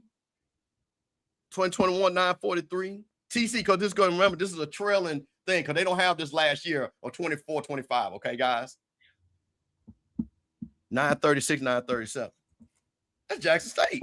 And Mr. Campbell, Ashley Robinson does a good job with compliance. Like they compliance, you ain't got to worry about when them Jackson State compliance. Now, bro, listen. They focus on compliance. And I know because I heard it. Study hard, everything rolling. Yeah. Ashley Robinson. Let me tell you, for people. Compliance. So here's the thing. Hakeem McClellan, his background is compliance. Like they big on compliance. So now here's the thing. Mike, what do we talk about? Here's what Jackson State's also good at. They might have guys transfer, but guess what them guys do? Like Shiloh graduated from Jackson State. You know what, Mike? When you graduate and transfer, you don't lose any points. Facts. So you basically don't get any points lost. So as long as your guys, so Jackson State have guys that, hey, once they transfer, a lot of them guys are already graduates. So that's the way you're going to do it. Now, Mike, here's the flip side of it. If you do want to get transfers, and I got a whole breakdown, Mike. If you do want to get transfer, you got to get them grad students. No, for sure. Because they've already graduated. Yep. You already graduated. So, Mike, here's the thing. So, for when people sit back there and want to sit back and tell me what's wrong with FAMU, bro, you don't know what's wrong with FAMU. So, here's what I'm going to say. Shout out to Madam President. Because you know what, Mike? She got an opportunity to get another win at FAMU. She can clean house, Mike. Clean it out, yeah. She can clean house. Now, here's the thing. I'm going to show you something that Coach Gray has done. Shout out to Coach Gray. Coach Gray knows what it is. That's my guy. And I'm going to show you what Coach Gray is already. Because Coach Gray knew what he was walking into. And Mike, when I saw this, I thought this was very interesting with Coach Gray. Give me 1 second. I'll pull this up. And this is Coach Quinn Gray. Because, see, sometimes the folks got to be on the folks. You got to start at the bottom, Mike. And I'm going to show you what he's been doing. And this is going to tie into my presentation. How we gonna fix it? How you gonna fix it, Mike? So, Mike, this is what Coach Gray, I noticed what Coach Gray has done. And I saluted him for this because, again, no disrespect to any coach before. I'm just saying what he's doing. Because things will be focused. So, Mike, this is what Coach Gray has been posting about every 2 weeks. Academic players of the week. Guys getting it done in the classroom. Yeah. Mike, that's a focus right there. Yeah.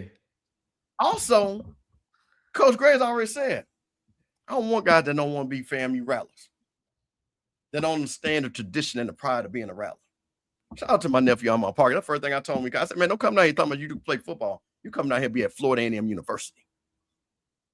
And that's what coaches recruiting now. Now, what he also knows, because guess what, Mike, we can't even have spring practice. Now he's got to even be more selective. But you know what's going to happen with Coach Gray? Because, Mike, I'll tell you this. We had this before in 2019. And we had to maneuver and everything. Yeah, but 4 years later, Mike, we won the HBCU National Championship. So it's like it can't be done. It's not like it can't be done. But, Mike, the whole thing, and what the biggest problem is when people are geeking and all that, man, listen, man, you need to see this is a HBCU issue because, again, the number we can lose less people and get hit harder. Again, Mike, you said 10 people. That don't seem like a lot. I don't think that's a lot. It's a lot when you only got 63 scholarship. That's a lot when you only got 63 scholarships. Oh, yeah. Okay. We'll put, we'll shout out PV. Shout out PV. Now, when somebody asked me, because, T-Jack had a lot of transfer when the PV people asked me that. And I said, we don't know because his won't even be reported almost 2 years from now. Yeah. But I will say this. I'm going to give PV a shout out. Oh, hold on.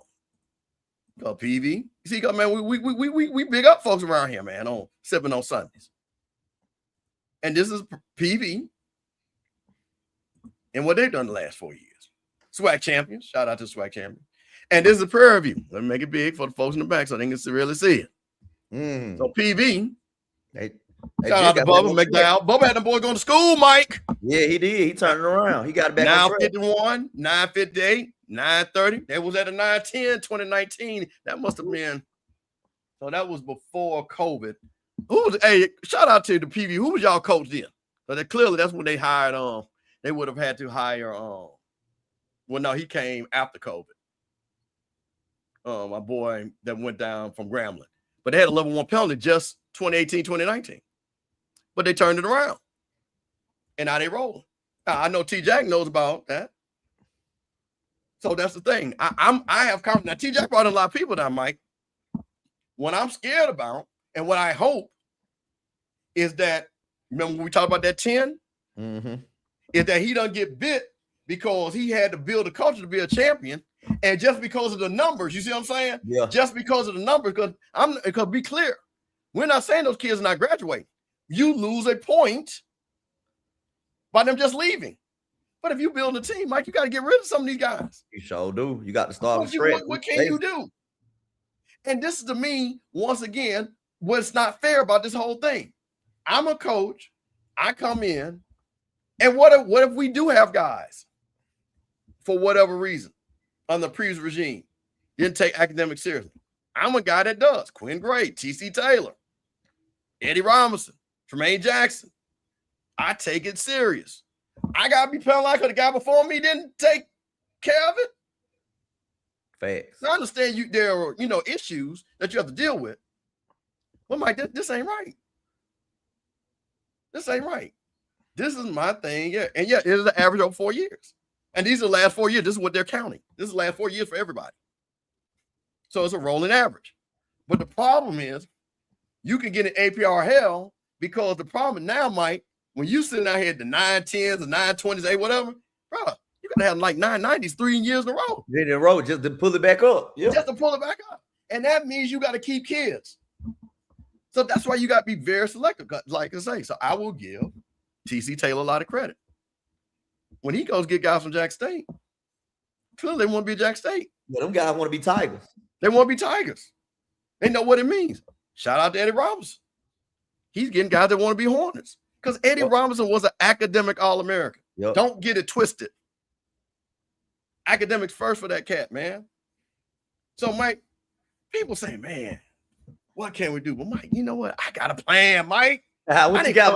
Mike, we just ain't gonna talk bad. See, other folks on other podcasts, all they want to do is just talk bad about folks and he and laugh.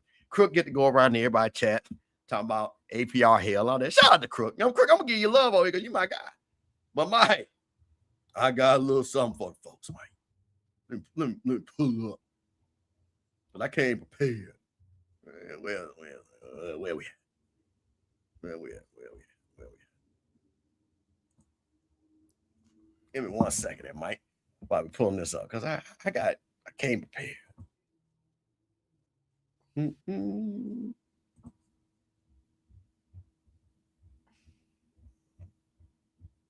Yeah, I want to make sure I got the right one. There we go. All right, let me close these out. Now, Mike, I got a quick fix, and then I got a long-term fix.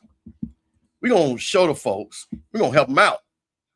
We're going to show the folks how they get this thing right real quick. Then we're going to talk about that. Hold on 1 second here. All right, here we go. So, Mike, I did a little homework on this, Mike. Folks be proud of me. So this is the quick fix. Fastest ways to rate the APR 1 year. Mike, can you see this? Yeah, I can see it. Let me make it a little bit bigger. Mike, first thing when we talked about, you got to keep these athletes. You got to sit down these guys and say, hey, listen, you're here, especially the guys that are moving forward. Stay here and build with me. That's the first thing, Mike. Academically eligible athletes enrolled, avoid mid-tier departures, use XMV to catch issues early. Mike, here's the most important thing I thought out of all this. Prioritize borderline athletes. Mike, it ain't like we don't know who failed in them classes, Mike. Facts. It ain't like we don't know who ain't going to class. So, Mike, we got to have somebody that's monitoring that. I know Jack State do, because I remember on Deion's little, remember when Deion, you had his reality series? Yeah, that lady, remember that? Them jokers weren't going to class? Dion had a list every day when jokers didn't show up. Gotta have that. You got to track your students. You gotta know. So the guys that we know that are already susceptible to be in trouble, you got to get them extra help. Yeah, you got to get ahead of it. Mandatory tutoring, academic check-ins, progress toward degree. That was the one thing that happened with Isaiah Land. When Isaiah Land, he was, man, and this is what I'm talking about, institutional. This ain't had nothing to do with Willie. He was taking class that wasn't even putting him forward towards graduation. Now that's crazy. That's insane. How's that Willie Simmons' fault? That's insane. That ain't Willie Simmons' fault. That's insane. That isn't. The man said I was taking classes that I had. They just told me to take a class. That's what he said. So this is the thing about it. You got to work hand in hand. And here is the biggest thing for FAMU. Now, Mike, I'm gonna say this. A lot of schools, and this is the thing that we did not do. And shout out to AD Suggs because she did put this in place. And I know I'm pretty sure AD Davis gonna keep it going. And shout out to President Johnson. Because Mike, the biggest thing right here, you want me to tell you to keep cats eligible? And I know this for the fact because the University of Miami did this. Because when I used to be an agent, Mike, University of Miami made every guy go to summer school. You know why? Because summer school was where you could take them easy classes, where you only have you only take like 3 classes, 2 classes. You take the hard class in the summer. There's only 2 classes, and I can get you A. Yep. And guess what FAMU gonna do? Now they got money because we didn't have money, man. Listen, they would go on these shows and stuff. Man, we didn't have money to even go to summer school. That was crazy. So guess what? Use summer school strategically. Restore eligibility, fix progress toward degrees, and recover lost points. So if you got a guy that ain't do what you're supposed to, guess what? It's summer school. But Mike, guess what also happens in summer school? He working out. Yep. He getting big and strong. You can get him a 4.0 in some school. Listen, he's working out his position coach. He's working out with his He's position player. raising Now the coach. So all the time, hey man, championships are won in the summer. Championships are won in the summer. So now you got to go down here and avoid roster cuff and ineligible athletes. I don't know how you can really avoid this right here, Mike. I don't know, really. I really don't know. Because if you guys got, especially when you coming in and the guys weren't doing anything, and you know, and like with Cozy crew, maybe those guys say, you know what, hey man, I don't know who's gonna be next coach, man. I ain't thinking about no school, bro. Or they jump in the portal, right, Mike? Because mind you, if you jump in that portal and they'll go back to school, you're not moving forward academically. You're not. Because you can be in school and be in the portal. Some of these guys be like, man, I'm just gonna go home because somebody gonna pick me up in the portal. I'm getting a big NIL deal, Mike. Somebody give me 50,000, even though I only had 2 catches for 2 yards. I never played, but I'm a better player. So let me go and jump in this portal. And then what you see like here, which is very important, and this was the thing that I think hurt Cozy a lot. He got in that portal, and what he said, because I was like, Coach, we got these high school players in Florida that want to come to Florida A&M. Man, I got to get these guys. I got to get these guys in the portal because you guys want us to win now. I think you can win with both. Let me ask you a question, Mike. Is Jared Lockhart, did he come in as a freshman? Yep. He's still there, ain't he? Yep. He's still there. Yep. And brought his brother along. And his brother will stay there. I'm just saying. I can start naming guys that are freshmen that are sophomores and juniors still at their school, Mike. Yep. But he just made me think about it because he's a big-time player. And he's going to be there now. Guess what? We don't know what happened. Maybe, I hope he stays for 4 years. But more likely than not, he probably will. Or, remember, Mike, if he graduated, it don't matter. And that's what Jack Davis been doing. So guess what? He's going to summer school. So, Mike, so I give you an example. Let's just say this scenario, right?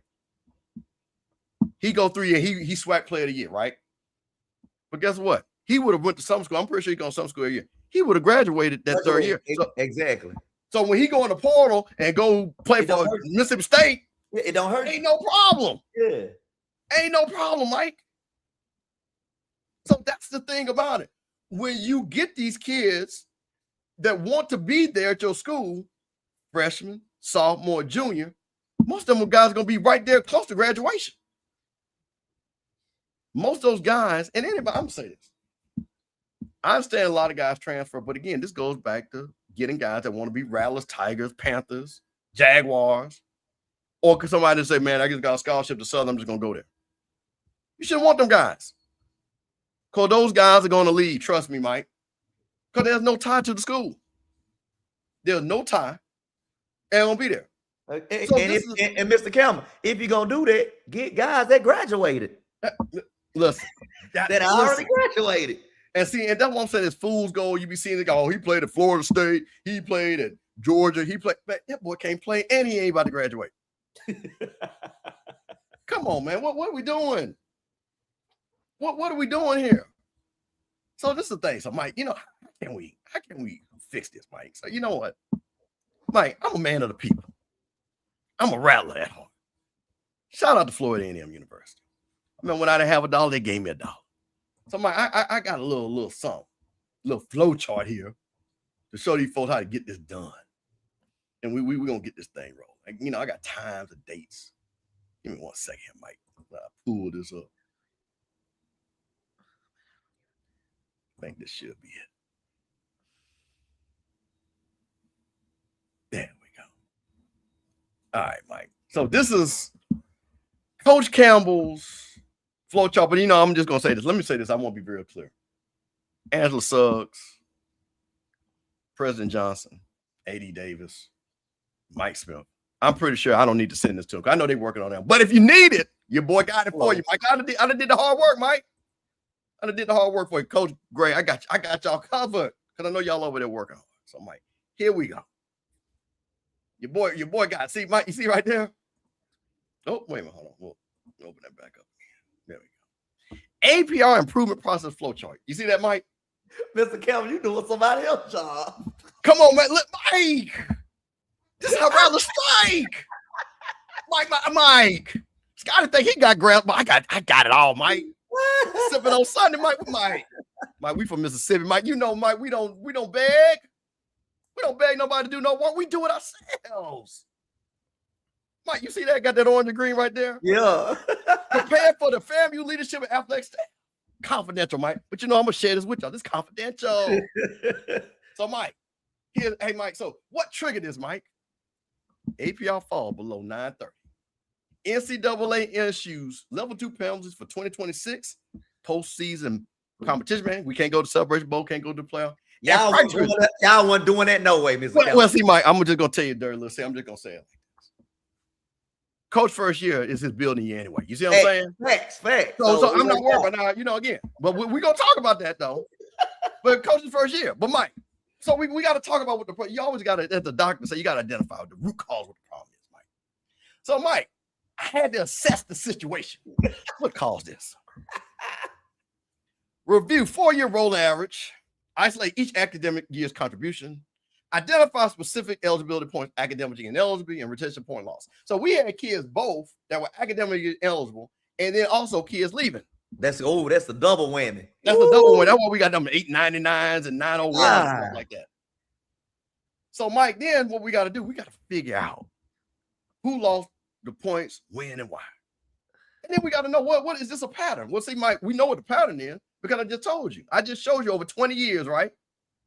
Coaches leaving, people leaving, kids not matriculating, and then you got a 20-year problem. But that's okay. So, Mike, listen, I even got the people that we need to have on the team, Mike, because these are home run hitters. Dr. Randolph, institutional oversight, NCAA liaison. Brittany Johnson, senior associate AD. We got to get a compliance officer. Mike, we ain't got that. See, that's one of the things. We got to get a compliance officer. Believe we don't have it. Coach Quinn Gray. You got to have one. You got to have one. Now, I want to be clear. We could be having this, but I didn't see it. So, again. But one of the things that I know that we talked about is that we had 5 positions that weren't filled that were basically these positions, okay? So I want to be clear. So we do have a registrar and all this stuff like that. But we're talking about specifically for athletics, Mike. Specifically for athletics. Now, we're going to document them root causes. But this is our step. You're going to put them corrective action and timeline. Now, Mike, this timeline, Mike. Okay, Mike, I got it fixed, Mike. I got a timeline. Mike. Mr. Campbell. Mike, we're going to start off in the summer, Mike. And I'm going to give you color coders, Mike. We got green on track, yellow at risk, and red. Now, Mike, we're already in the red. So immediately, we're already in the red. But we about to get the green because we orange the green, Mike. We rattlers. Mike, hire and train academic staff. Because that's the first thing we got to do. And the president already said, and I read the press release. What did she say? She said it was an institutional issue that we're going to deal with at the institutional level. Did she not say that, Mike, in the press release? Shout out to Marvin Johnson. Taking the bull by the horn. Said, we going to deal with this. So this is two. This is Marvin. Marvin said, I'm going to handle this right here. Dedicated football academic coordinator, expanded subject-specific tutoring, and faculty communication to make sure that we talking to the team. Hey, man, Steve Cameron didn't come to class? Yeah, facts. You get facts. Well, I need that in a text message. Somebody the teacher can call. He didn't come to class today. What's going on? Immediately, Mike, if not sooner. Mike, next thing we got to do, we got to get that technology right, Mike. We can't sit up there and wonder if Steve Campbell did show. We got to know the Steve Campbell did show. Yes. I got to know. Wait a minute. Wait. So let me get this right. Steve done failed the quiz. He done failed the midterm. And he got to pass the final and 2 tests to be eligible. Mike, I got to know that immediately. So we got to have that. We got to have that study center right. Academic tracker software to deploy, Mike. We got to have it. See, Mike, listen, this is Florida, ain't it, Mike? We the number one public. Mike, you gonna tell me we can't do this? Number one public HBCU, baby. We can do it. So, Mike, now, Mike, this is all, Mike, what I say, this is all in the summer, right? It's all in the summer. Now I broke it down, Mike. So I'm getting us on the right track, Mike. All in the summer. Now, Mike, you see that color starting to change a little bit right here? Yeah. Mike, starting in the fall. Mike, we got phase 3. Mike, we're going to do 3 days, Mike. Monday, we're going to make sure, after the week is, Coach Gray going to get his own attendance review and assignment data. You know what? Did Steve go to class all 3 days, Monday, Wednesday, Friday? Absolutely did, Coach. Oh, guess what? If he didn't, guess what? I'm running them hills. I'm running them stadium steps, Mike. I need to know what you expect out of this. Because you hit Florida A&M. You were here to win championships and graduate. One of them two ain't going to happen. But I brought you here, but you know what? I ain't going to throw you to the cold, Mike. So, Mike, we gonna work, Mike. Some people struggle. You know what I'm saying? Some people struggle. So, Mike, that's what we're going to do on Mondays. Now, Mike, on Wednesday, now for my mom, but I don't know if you heard, fam, sometimes we recruit them knuckleheads. Sometimes you need them knuckleheads to win, Mike. You know what I'm saying? Yeah, for sure. Sometimes you need them gold teeth and dreads. Sometimes you need them, Mike. Now, so, Mike, they might be our at-risk students. You know what I'm saying? From the muck, from the pork and beans. Yeah, they just need a little extra. They just need a little extra attention. Yeah, a little extra. So, Mike, on Wednesday, we're going to make sure that you meet with the academic coordinator on Wednesday. That's the football academic coordinator. And Mike, Friday, because we got to make sure we good. We're going to have that status report to the coach staff. So coach can have that. Because, we might have to, Mike, because listen here, Mike Reed. Now, listen, you doing all right, but I might have to sit you down for a game. Because, Mike, you got to stay in this. You got to get me focused. There you go. Mike, I might have to sit you down for the good of Mike, what y'all say? Good of the order? For the good of the order? They'll get the memo then, Mr. Kelly. Get the memo in. So, Mike. So then, all right, now, Mike, now, okay. Is the student athlete red or yellow? If it's red, Mike, we got to go to the protocols 312. See, Mike, see, I got these steps, Mike. The protocol. Now, Mike, if it's not Mike, we good. We just keep going. Now, Mike, but Mike, this gonna be a hard lift. So, Mike, we got to go to protocol 3.2. Like we in the military. Step 3.2. So, Mike, we're gonna have mandatory tutoring 4 hours a week minimum. We gonna have weekly advisor check-in, like document. Mike, we ain't gonna be doing nothing this family fooling, like what like when we had that 237 and nobody knew where the money was at, Mike. Remember that? We didn't know where the money was at. We thought the money was at. No, we document over here, Mike. Coach Quinn, great document everything. Marvin, we document everything. JD, we document everything. That's what we doing, Mike. Then, Mike, if we still in the red, we doing daily mandatory study hall. Man, listen, you can't, but you listen, ain't no need you worrying about that practice field, bro. I need you getting them books. And then we got to have that talk. We got to sit down with the athletic director. We got to call your mama. Because your mama wants you to graduate. Ain't that right, Mike? Yeah, for sure. Say, that's why she sent you there. That's the reason why she sent you there. Thank you. Mama sent you there for this, Mike. Mama sent you there, Mike. So we got to get that. So, Mike, once again, we're going to say that. Has he reproved? Got to escalate again, Mike. Midterm go ahead that great. See, Mike, the midterm gonna let you know. The midterm gonna let you know. See, Mike. See, we ain't gonna see what we're not gonna do, Mike. We're not gonna be caught off guard. Mike, we not gonna be caught off guard. Cause see, last time, you know what I hear? Well, I didn't know. I didn't even, we heard the president. I didn't even know it was this. What you mean you didn't know? We gonna know. Marvin Johnson gonna know. AD Davis gonna know. Coach Gray gonna know. And we gonna talk about it. Guess what? We gonna know. Because that goes back to what I said. Because you know what, Mike? You know what I know? What did I show you? Did not Coach Gray already have academic all-stars for the week? Yep. I showed you. So clearly, Coach is tracking these grades. So Coach, hey man, shout out to Coach Gray. Shout out to his whole staff. They understand what we're talking about here. So guess what? We're gonna have that. And then we're gonna make sure, you know what? Because let me tell you this, man. We got a lot of people that watch this show that are professors. The professors want you to be successful, Mike. Mike, didn't you have a professor up there battle, Mike, when you was pledging? And he's like, Mike, I know you're pledging. Now, Mike, you might have been a student. I don't know. I'm just saying. But you know when you play, you know, they look good. Did you have that one professor say, Mike, now I know you're pledging. I need you to make sure you turn that work. Oh, yeah. You're going to have that. Got to have that, didn't you, Mike? Every HBCU got that professor. We going to work with you, Mike. Professor Campbell going to work with you. When you play football, come here, son. Now, listen. I know you've been struggling. I'm going to give you this extra credit. Exactly. Going to give you some little extra work to do. Give you extra credit. I'm going to talk to your coach, and I'm going to get a coach a plan to get your grades up, get your grades right. That's what we're going to do at Florida A&M, Mike. And then we're going to look at that end of the term APL calculation. Because, see, what we're not going to have is the NCAA where we got to beg the white man for a waiver. No. See, on my plan, we don't beg for no waiver because we're going to fix it, Mike. We're going to fix it. We ain't begging for no waiver. Somebody did. Yeah, here we go. We're getting on down here. Can we get to this 950? So, Mike, we still working. Got to identify, hey, man, what about a guy, you know, he kind of shaking, Mike. Well, you know, man, I ain't playing my dog, you know what I'm saying? You know, he might get on Instagram saying, man, your boy ain't looking good. Oh, wait, hold on, I need to talk to you. What's going on, bro? Because, Mike, we got to play the game two ways. We got to keep you. You can't leave right now. I got to make you feel good, Mike. So I just can't let you leave. Because I'm going to still be in APR here if I keep letting y'all guys cycle out of here, right? So now I got to turn that down. Then again, I'm going to tell that kid, hey, man, listen, you're here to get a degree. You're here to play football. NFL is great. But if you get a degree from Florida A&M, man, shout out to Dr. Hall. She's doing all this. You can go anywhere with your degree from HBCU. And then talk about the transfer. Now, Mike, pathway. Hey, man, we got to make sure. Now, what do we have with Isaiah Lane? He wasn't on no pathway to graduate, was he, Mike? No. We got step 4.2, Mike. We got degree pathway. Individual academic roadmap. Summer course. What we talk about? We talked about that summer that, Mike. We talked about that summer. That was a big deal. And we tracking, Mike. Man, that's the thing about Mike. We tracking everything. And then we get on down here, Mike. Phase 5. And this is every spring now. Now we checking the calculations. We present it because we don't want the president. We don't want the president to be embarrassed. You know what I'm saying? We don't want Crook be all on other people's channels and other people he and hi FAMU that did this again. We ain't having that no more. We coming out there. Marvin Johnson this time next year gonna say, we on the path to success with Coach Gray. We sitting at a 980. That's what she gonna say next year. And we're gonna document it. So then, Mike, here we go. Did we get over the 930?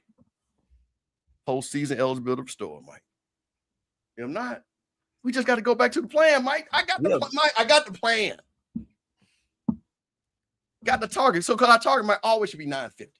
Yeah, you got the plan, Mr. Kelvin. We always should be 950, Mike. We should always be 950 and above for football and basketball. Because, hey, shout out to the girls. Man, girls be carrying that weight, man. Girls, you ain't never got the problem with the girls. Baseball team, golf, tennis, you know what I'm saying? Now that you notice that, Mr. Kelvin, you're right. It's never an issue with the other sports. No. Girls be holding it down. Listen, so I'm gonna tell you what happens, Mike. This is what happens here, Mike. You'll have, and fam, you did this. You have, because see, I think what people get confused, you have your school APR, right? And then you have the individual sports. Well, FAMU's overall APR is above and very high. FAMU, outstanding APR. Yeah, but then we dig into the basketball and football, though, Mike. Dig that basketball, football. Yeah. But football, I don't know about basketball because I ain't look it up, so I'm not going to say about basketball. We're going to talk about football. So, Mike, our target outcome is 930. So, Mike, listen, I got the timeline. Mike, listen, I got phase 0, which is starting right now because we know about it. Phase 1, April to May. Phase 2, infrastructure, phase 3. And, Mike, we already on it. So, Mike, we got the metrics. We already know we know. And, man, listen, and we got the accountability structure, baby. We listen, Mike, did your boy lay it out, Mike? Mr. Campbell, you just did somebody that compliance off his job. Mike, Ain't no Mike. I can throw. Ain't no shade. No more shade, Mike. Come on, man. Don't You play laid around. out I'm not gonna everything. have people doing their little shows talking about family. So that's what I try to tell you. See, I know what the APR is. See, I know how to break it down, Mike. I know how to see all the other people don't even know how to calculate it, Mike. They didn't know how to calculate it. They didn't even know how to, they did not know how easy it is to drop that low. They did not know about the transfer. But Mike, guess what? We educate folks on Sippin on Sundays on the off script channel, on the Rocky Mill channel. So you know what? Rocky's sitting in the back, Mike. We're gonna see what Mike got to say. And then guess what, guys? We're gonna open it up to y'all. Cause I want to see what y'all got to say. I want y'all to see that Mr. Campbell, Professor Campbell, the APR investigator. I want y'all to tell me how y'all think I did with my presentation to help Florida A&M. You know, I want y'all to, tell me. So Rocky Miller. Oh, wait, maybe. Oh, he's doing well. Okay, well, maybe he ain't ready. Oh, let's remove him. Okay, I thought he was ready. So listen, man. So Mike, did your boy do work on that, Mike? Somebody from Tallahassee need to be calling you bright and early in the morning. Mike, listen. Mike, I'm gonna tell you something. We can go another 3, Mike, because listen, I ain't even finished, Mike. I got flow chart, I got presentations, I got talking points, Mike. Mike. But they let you know, Mr. Campbell, if you are able to sit down and do it, like, how long it take you to do that? Maybe about 2 hours. You know what I'm saying? Somebody in the compliance department need to be doing that, Mr. Campbell. If it only took you 2 hours to do it. Mike, I'm just saying, Mike. Let me see. He's still talking. I don't know. He might be arguing with his wife. But Mike, I'm gonna show one thing. So we waiting on Rocky. Since I'm gonna bring this up here, Mike, because this is pretty good here too, Mike. Let me break this down. Them folks, see, they thought Scott was the one had them slides, Mike. They didn't know your boy coming his own slide there, Mike. Hold on,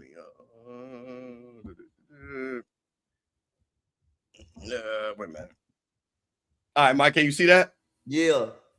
So I got an executive summary for got my exec. So root causes, framework, timeline. Well, Mike, I got to give you, you always got to give a little quote here. This is not a corrective plan. This is a championship standard. FAMU Athletics is committing to exceeding the NCAA benchmark and setting a new standard for HBCU academic. See, Mike, I give you a tagline, Mike. Give me a hashtag, Mike. Something you can hashtag. Come on, man. So listen here. Shout out to Rocky Mill, HBCU. Hey, what's up? What's up, Mike, man? I've been listening to a lot of this propaganda. No. Let me start out by saying this, Mr. Campbell. I think your action plan would be sensational had you guys been in a probationary status, right? But you guys have already been sanctioned. Am I correct in saying that? Right, but you got to rock it. But that's the whole point. It's a rolling 4-year average. No. What I'm saying is, for the number one HBCU, right? The number one HBCU on this planet, Earth. Correct. This is what is it? $1 late and what is it, baby? $1 late a day show. No, wait, hold on, wait a minute. Wait, now, Rocky. Now, wait a minute. Wait a minute. Hold on. Wait. I ain't gonna let you do that because I'm gonna show you something. Cause see what you do. I'm gonna show you something. See, it's always people like you, the Debbie Doubters that always think the world can't change. Campbell, I'm only assessing. Like I say, I came on here to initially compliment you on your well thought out action plan, right? And I think you guys have a pathway to success. However, for the number one HBCU on planet Earth, right? Is this what did you say, baby? $1? What is that called? Well, see, no. See, you're making an argument that ain't an argument, bro. So listen. Are we embarrassed? Absolutely. What they got to do with anything? No. I'm going somewhere with it, Mr. Campbell. I'm gonna let you go. Hey, look, Mike. I'm about to do Kanye on here.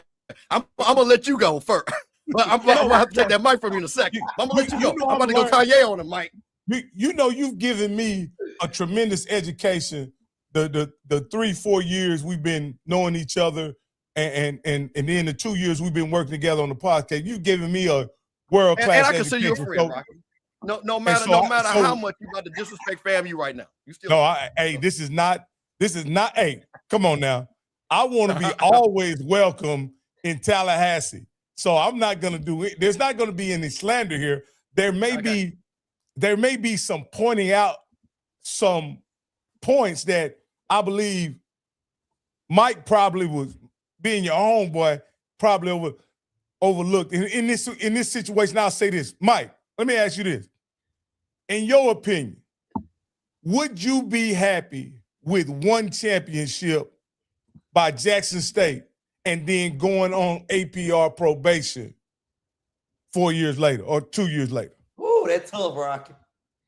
Is one championship worth an APR failure? No. Right? What? What's No. the point? No. My point is, okay, so Steve, I'm gonna ask you, if you had to lay the blame at not a person, right, but maybe a process or even a title, where would you lay the blame of this particular circumstance? Because we have a person that we've done, that we do a show with every day, that he had to fall on his sword because of compliance issues as the head coach, right? He fell on it and has paid the penalty for the better part of the last 15 years because of lack of compliance and other things. No, all right, so I'm gonna answer this. Okay, okay. I answered this because that's the reason why I gave historical data. Mike, what did I do? What did I show you, Mike? And I said we're not gonna blame one individual thinker. What did I say? Over 20 years. What is this? What did I say on this early in the show? On which one? When I said this ain't on. This is the institution. Yeah, and the precedence of lack of focus. So is this in keeping with the brand of the number one HBCU on earth? Oh, absolutely not. That's the whole Rocky. That's the whole point. Two things can be true. I'll give you an example, right? University of Alabama. Ain't great school, but you would consider University of Alabama to have more money than FAMU, right? Yeah, absolutely.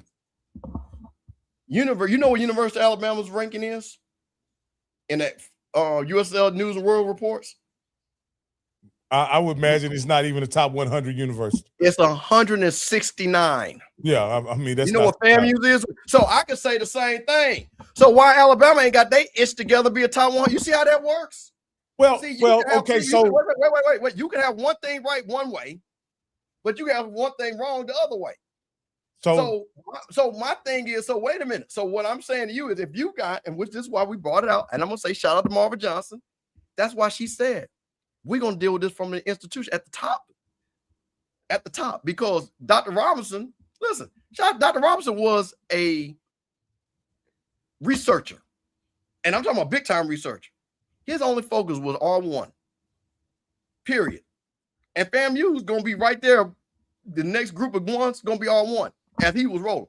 Sports, what is that to him? So you got to be like Coach Cole. You have to be aligned automatically. Now I'm talking about for schools because I'm about to show you something because let's be clear on something. I want to show you something real quick, Rocky, because this ain't something that where people don't recover from this. So I'm gonna show you this real quick. Give me one second. No, there we go. And can you see this? Yeah. Now this is A&T before there. You see this? All these penalties, championship ban, out of season. You see all this? You see this? Now this is A&T just 15 years ago. Right before they start their championship run in the Celebration Bowl. You see this? So you gonna tell me this can't get fixed? A&T, the number 2 public HBC, they had a problem. But look now. Look, and I'm giving listen. Oh, but now, hold on. Hey. No. Because the thing, hold on. Why is this not? No. Why is academic year not doing right? No, you know, no. I know what I did. Hold on, I didn't do football. That's why the problem is. Hold on. Oh, okay. I'm about to say. Yeah, hold on. And that was football. So that was Okay, here we go. Okay, can you see this? Yeah. Okay, so you see? Look at this. Look at this. 8, 9, 10, 11, 3, 4 years, right? Look at this. You see all this? All the way 2012, 2013. But guess what? A&T got their ish right because they put the people in place. And I don't know who my A&T people in, they'll tell you what they did to fix it. So how you gonna tell me this can't be fixed? How you gonna tell me this can't be fixed? No. Wait a minute. This wasn't 30 years ago. They had an issue, and listen, baby, listen, you see all them years that they was jacked up? That's what I'm trying to tell you. So this can be fixed.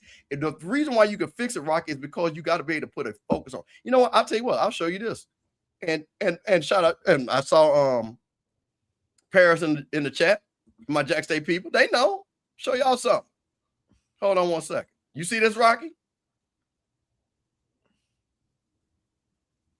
Can you see this? Yeah. But if we can just talk about FAMU for a moment, though. Well, no, I'm just showing you the Jack State was in the same thing. Jack State rolling now. All that during that era. Look at this. Championship band, player reduction, scholarship reduction, public notice, all that. So you're not going to tell me teams that I just showed you that have won championships in the Celebration Bowl era that this can't be fixed. No, Steve, I don't doubt that it can be fixed. And matter of fact, you guys, I guess briefly fixed it after your penalty in 2019, correct? No, we did not.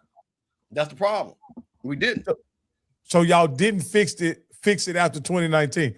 How were y'all able to compete for championships? Because we filed a waiver. We filed a waiver, and that's what it was. So we'll show. Hey man, listen, man. We FAMU, baby. We show what we do. Let's pull it up.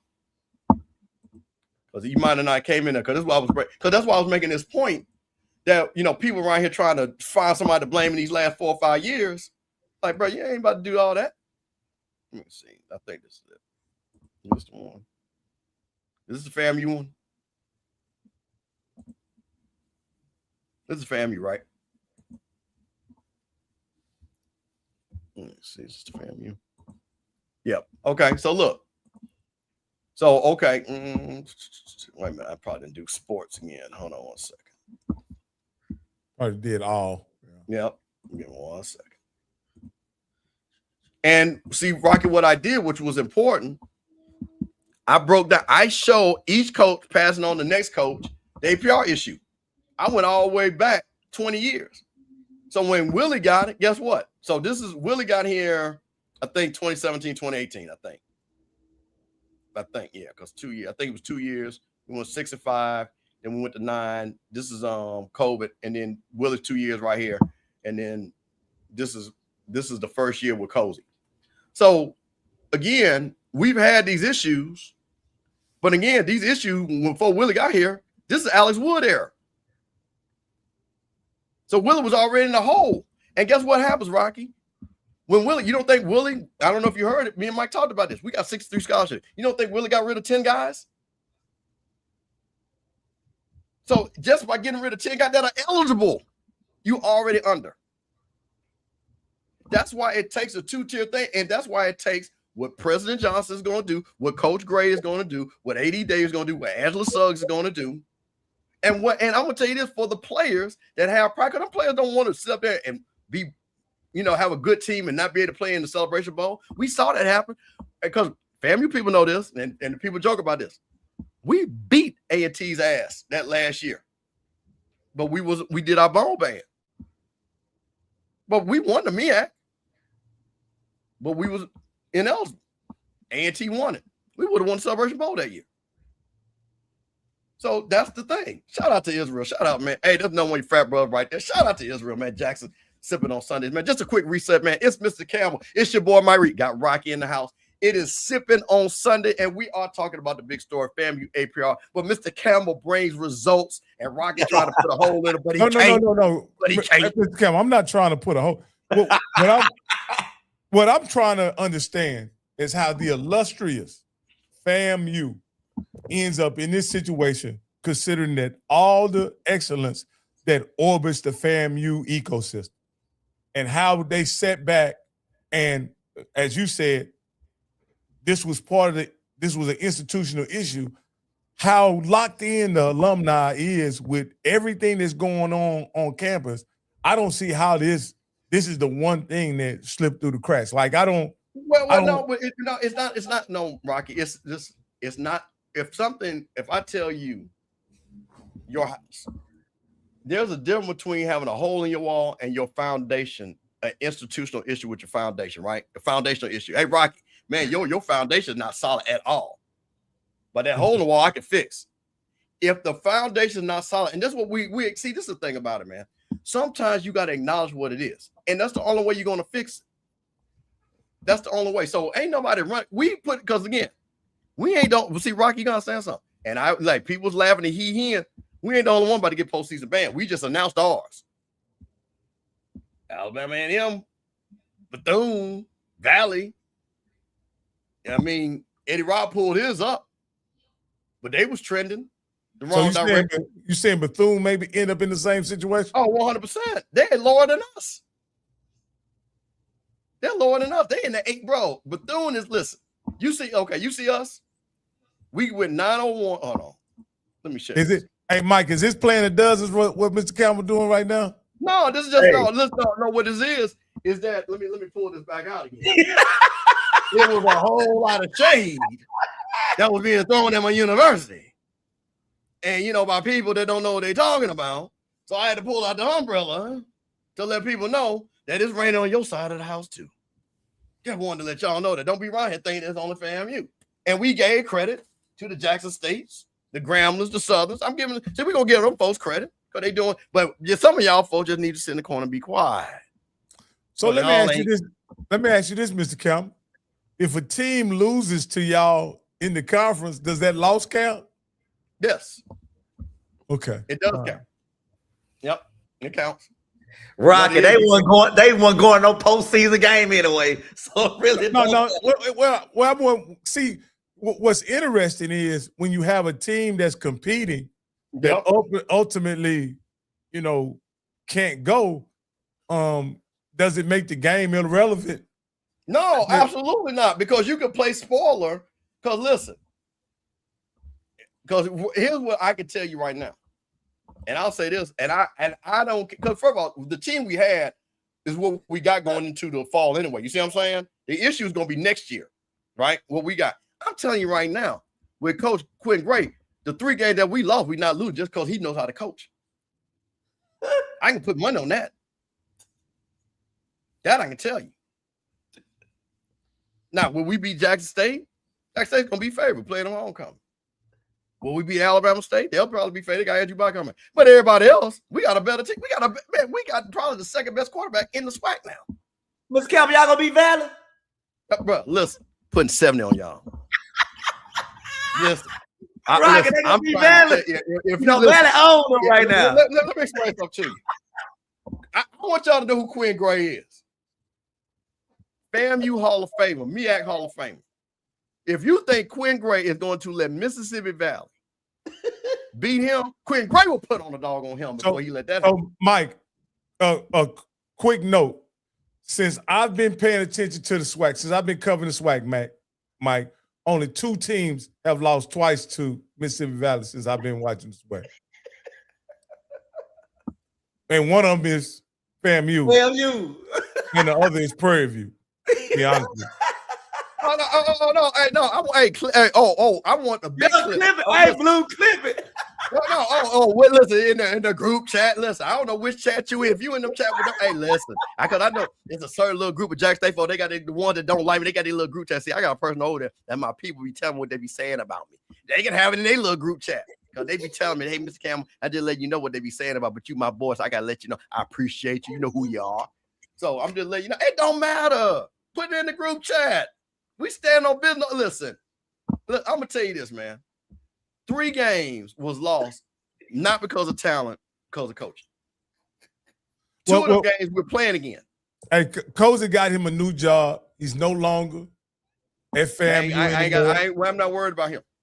He delivered y'all a winning season. You know, yeah, y'all are.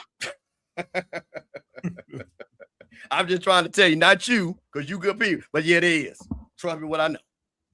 Y'all, listen, the people over here, y'all my folks. Oh no, wait a minute. Wait a minute. Well, I got perfect diction. Wait no second. Hear me when I say this. 70 on Mississippi Valley. Well, no, Mr. Kelvin. Hey. Listen, man. Coach Quinn Gray, bro. Listen, bro. Listen, I'm gonna say this. Shout out to Coach Gray. When you already telling bros, you ain't coming in with no slides, no Crocs, no flip-flops, no mismatched shoes. When you come in this field house, we about business. You about to practice over there on that hill because you're not coming in this stadium. When you got your freshman quarterback already being the most improved because you around here working these quarterbacks, bro, we ain't playing around, man. So listen, I done put it out there. We about to drop the link in the chat now and let y'all come on and see what y'all say about Mr. Campbell's presentation. You know, you can tear it down, you can tear it up, it don't matter. But we want you to come because we the people show, Mike. We the people show. You know what I'm saying? Right? You gotta help me get that phone line up on this one. You know what I'm saying? Okay, I'll show you how. I help you out with it. Yeah. So listen, you want to come on here, jump on the stream, y'all. Hey, listen, keeping up, fam. You can't come on unless you only gonna do 30 seconds. We're not doing a lot. We want some new people. If you got something to say. Well, Mr. Campbell, I was trying to get through my conversation about FAMU, my statement about FAMU. Right. Go ahead. I hold FAMU in the highest esteem, based on the fact that I got a tremendous tour of FAMU along with many esteemed alumni, and just got a bird's eye view of what FAMU means to the people who have went to FAMU, graduated from FAMU, from your cousin to your friends, your classmates, whatever.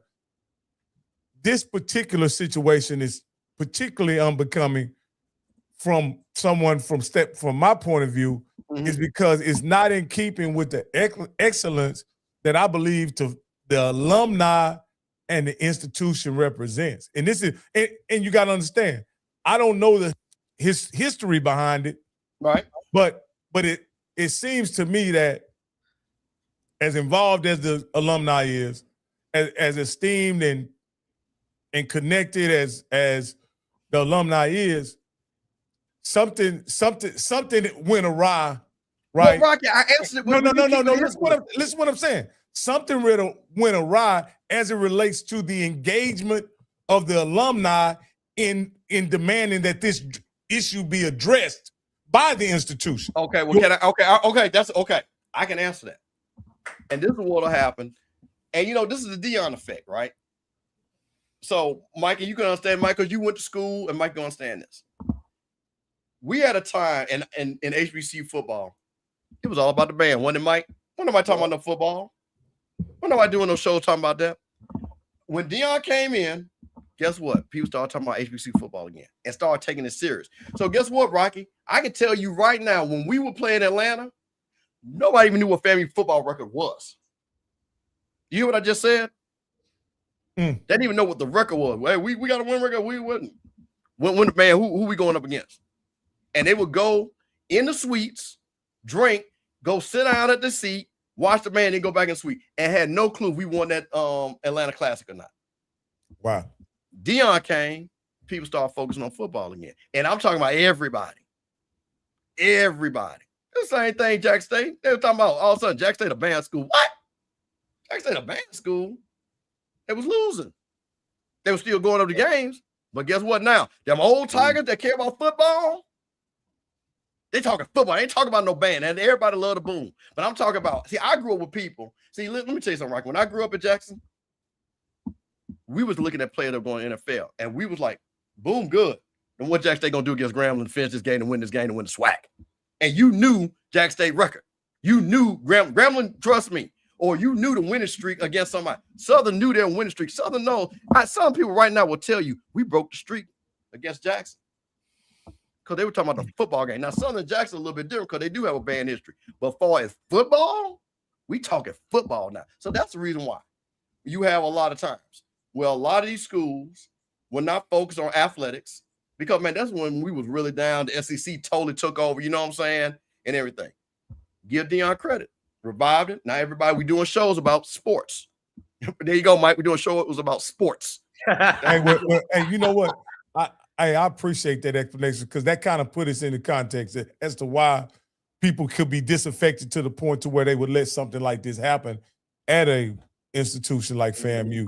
Man, say, well, Smash, if you disagree, Smash, if you disagree and say y'all, everybody care, I ain't got no problem. I'm just telling you, when people was going to FAMU game, when we were playing Tennessee State, nobody knew what the record was. Now, maybe again down there at Southern, you guys were always caring about, and I'm not saying, but there was a lull, and I will challenge you because trust me, I'm older than you. I will go number for number if you don't tell me that people now are back talking football. Y'all jokers didn't even know who starting players were in the SWAC. So stop it. Okay, so listen, we got my man, Mr. Sergeant. What's going on, bro? Got a FAMU rally. Hey, what's going on, Larry? So what's up, Mr. Sergeant? Hey, what's up, y'all? What do you think about my solution, Mr. Sergeant? What you think? Okay, so first of all, I got to say a couple of things just right off the bat. I'm just happy to see you three brothers on a Rocky Miller show / off script show on a Monday. It's just so good to see all y'all. So I want to start out with that. Sunday, but okay. I'm sorry, my bad. See, that lets you know how late it is. That lets you know I'm tired. I probably need to go to bed. But what I'm trying to say is I'm just happy to see y'all. First of all, it's just good, right? I think since Scotty and all y'all have just kind of broken up, like we broke up the group, I don't even think YouTube's getting the kind of views and kind of patronage they used to get because y'all been gone. So I want to go right at this. This is the biggest embarrassment that I have ever seen and felt in my entire life being a Rattler. Not because of anything that y'all did, and your solution is wonderful, Mr. Campbell, but when you have a problem, when you are in a relationship with someone and it goes bad, and you get in a relationship with another person and it goes bad, and you in a relationship with a third person and it goes bad, the problem might be you. And that's how I feel it is with Florida A&M. We keep having this problem. Or what I would have preferred, as I started watching the show, is Mr. Campbell come out with that manufacturing sign. A lot of people don't know that in major manufacturing companies, they have a sign that says, we have had 100 days, 200 days, 300 days without any incidents or accidents or injuries, right? That's a standard sign you see in a manufacturing plant. I wanted to see the sign for FAMU that said, we have had 100 days without being in the news, without having any FAMU foolishness or any of that stuff, right? That's how I wanted to start this conversation. And then immediately. Let me say something. We did go 108 days. Okay. All right, good. I have the marker. We did okay, good. I want to make sure we say something like that, but I think we need to strive to make it a whole year, 300 and something days, right? Here's my big problem with all of this. I felt like we let Cozy off the hook, right? I felt like we had this handled, and then we got Cozy, and then the wheels fell off the wagon, right? I felt a lot of people were. That's not true. That's what I'm saying. Yeah, but see, that's the whole point. Wait a minute, because I don't know when you joined. But see, understood. That's why I want to be fair, because you had a lot of people throwing people's names out there. And that's the reason why the APR, remember, is a rolling average.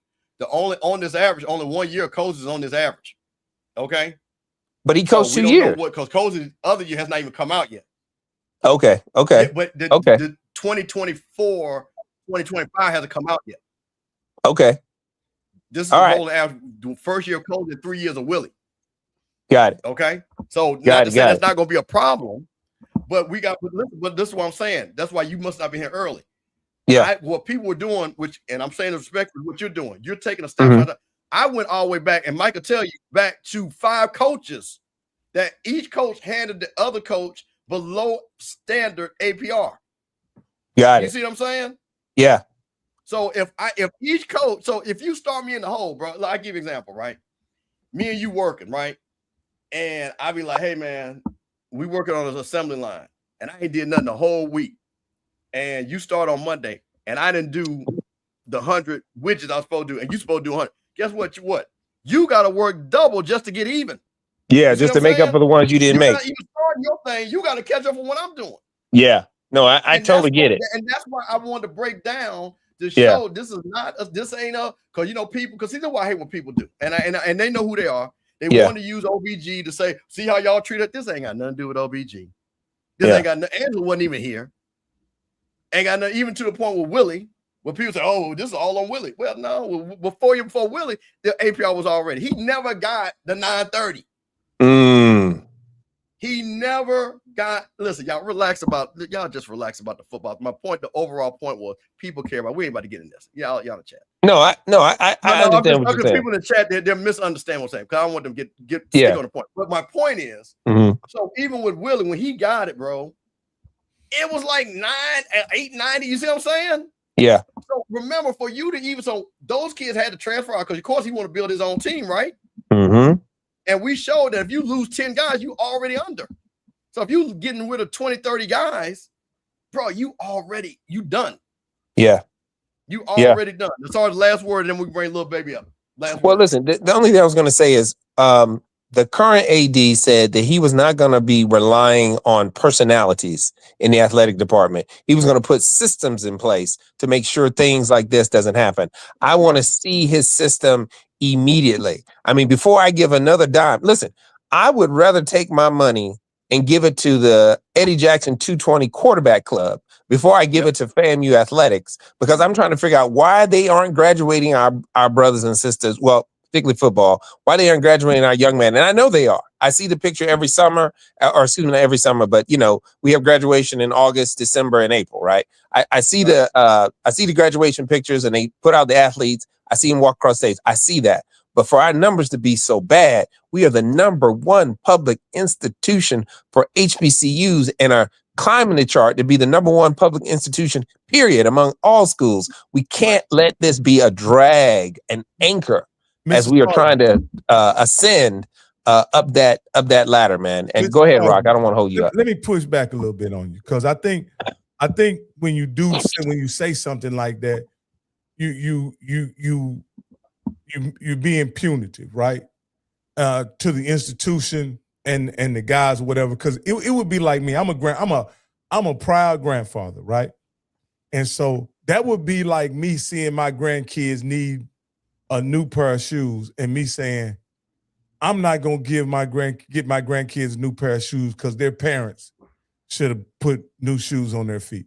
You understand what I'm saying? Like, I'm punishing them for a circumstance that largely the people that are currently in charge of improving the situation probably wasn't even here when the situation took place. No, listen, I get it. I'm not trying to castigate. To withhold your funds is only exacerbating the issue, in my opinion. No, I get it. I'm not trying to castigate the entire group of them. There has to be a person or persons held accountable for this, Rocky. We can't let this slide. That's all I'm saying. Rattler Nation. I'm gonna say this again. That's why, and Larry, hey, so I appreciate you coming on. That's the reason why I'm gonna say this again. President Johnson said in the press release, we about to fix, because at an institutional level, it just came out. It ain't nothing we can do about the past. Only thing and I showed you schools that are very reputable academic institutions, the Jackson States, the North Carolina A&Ts. I can go, it's a whole bunch of people that I can show you that got it back on track. So all I'm saying is we can't act like we can't get it back on track. Little baby, what is going on? Thank you for joining Sippin' on Sundays. What you got? Greetings and salutations this evening. I just want to just give a little bit of my background. I was a manager at Bath and Body Works, and how they have their stores. There's tier 4, tier 3, tier 2, and tier 1. I was a manager at a tier 1 store. So for tier 1, I had a roster of about 20 people for a regular season, and we would have to like push that up to like 30 for holiday. And for those 20 people, there were 4 managers. And holiday, we would have to hire a temporary key holder and they had some managerial access. I say that to say this. If we needed 4 people to manage 20, how many people do you think you need to manage over 100? Absolutely. Hey, by the way, I shout can out bet to my CP and Cucumber Miller. I can bet my bottom dollar it's less than 10 people in that compliance office managing 100 people. And that's just the football team. We have how many other sports we also have to manage? Mm-hmm. So this is very easy to happen. It's why I'm not tripping over it. Because as the president indicated, this isn't the kids aren't going to class. They just need to show up and go to class. That's not the issue. This is a infrastructure issue. There is no infrastructure. That is the problem. Yes, it is. It's to further talk about that. We remember when Willie was the OBC and all those players that were suspended before that game was set. You want to know why those players were suspended? Somebody in compliance didn't turn in paperwork on time. That is correct. That was it. There was no kids missing class. Somebody in compliance did not turn in paperwork. This is majority paperwork.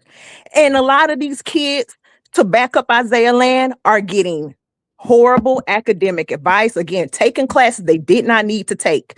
Another player has corroborated that.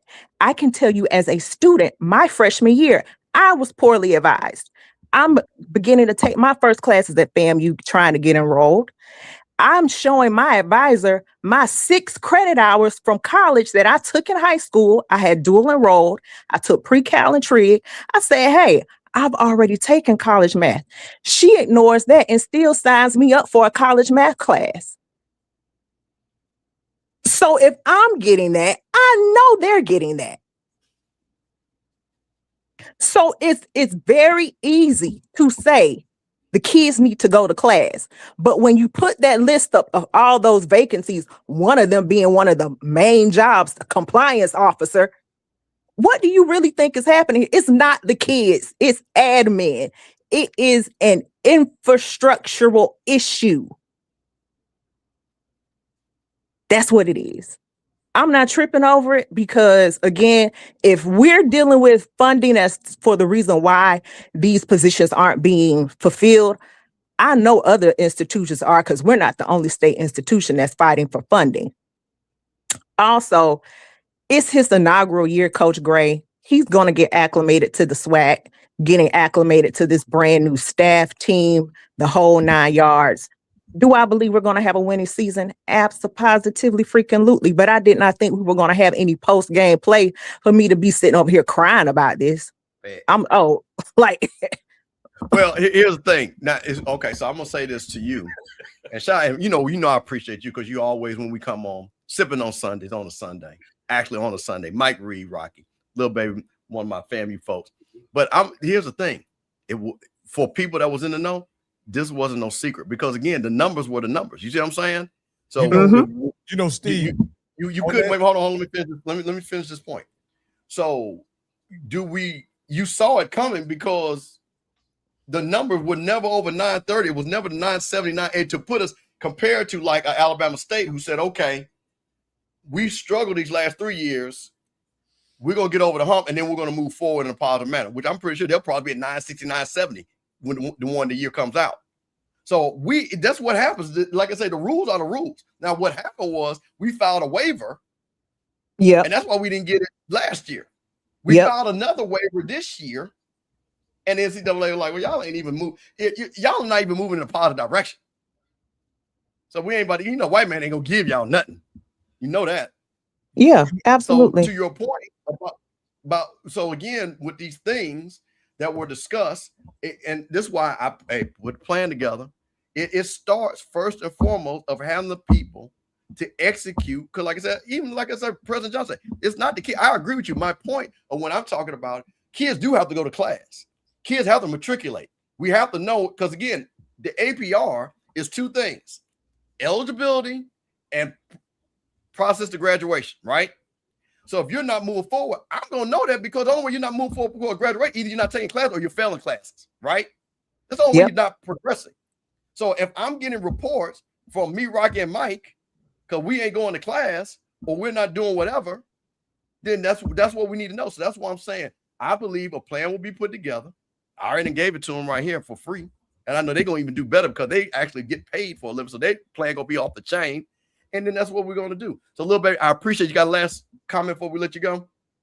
I just have to say, I although I'm still squinting my eyes and looking around the corner still, I do appreciate President Johnson for not making any excuses about this. And she did what a leader should do. She didn't point fingers. She said, okay, under my regime, I'm not going to ignore athletics. This isn't going to be an afterthought.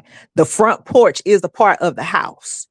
And therefore, if it's raggedy, then we obviously do not have a great home. So she's going to take the bull by the horns.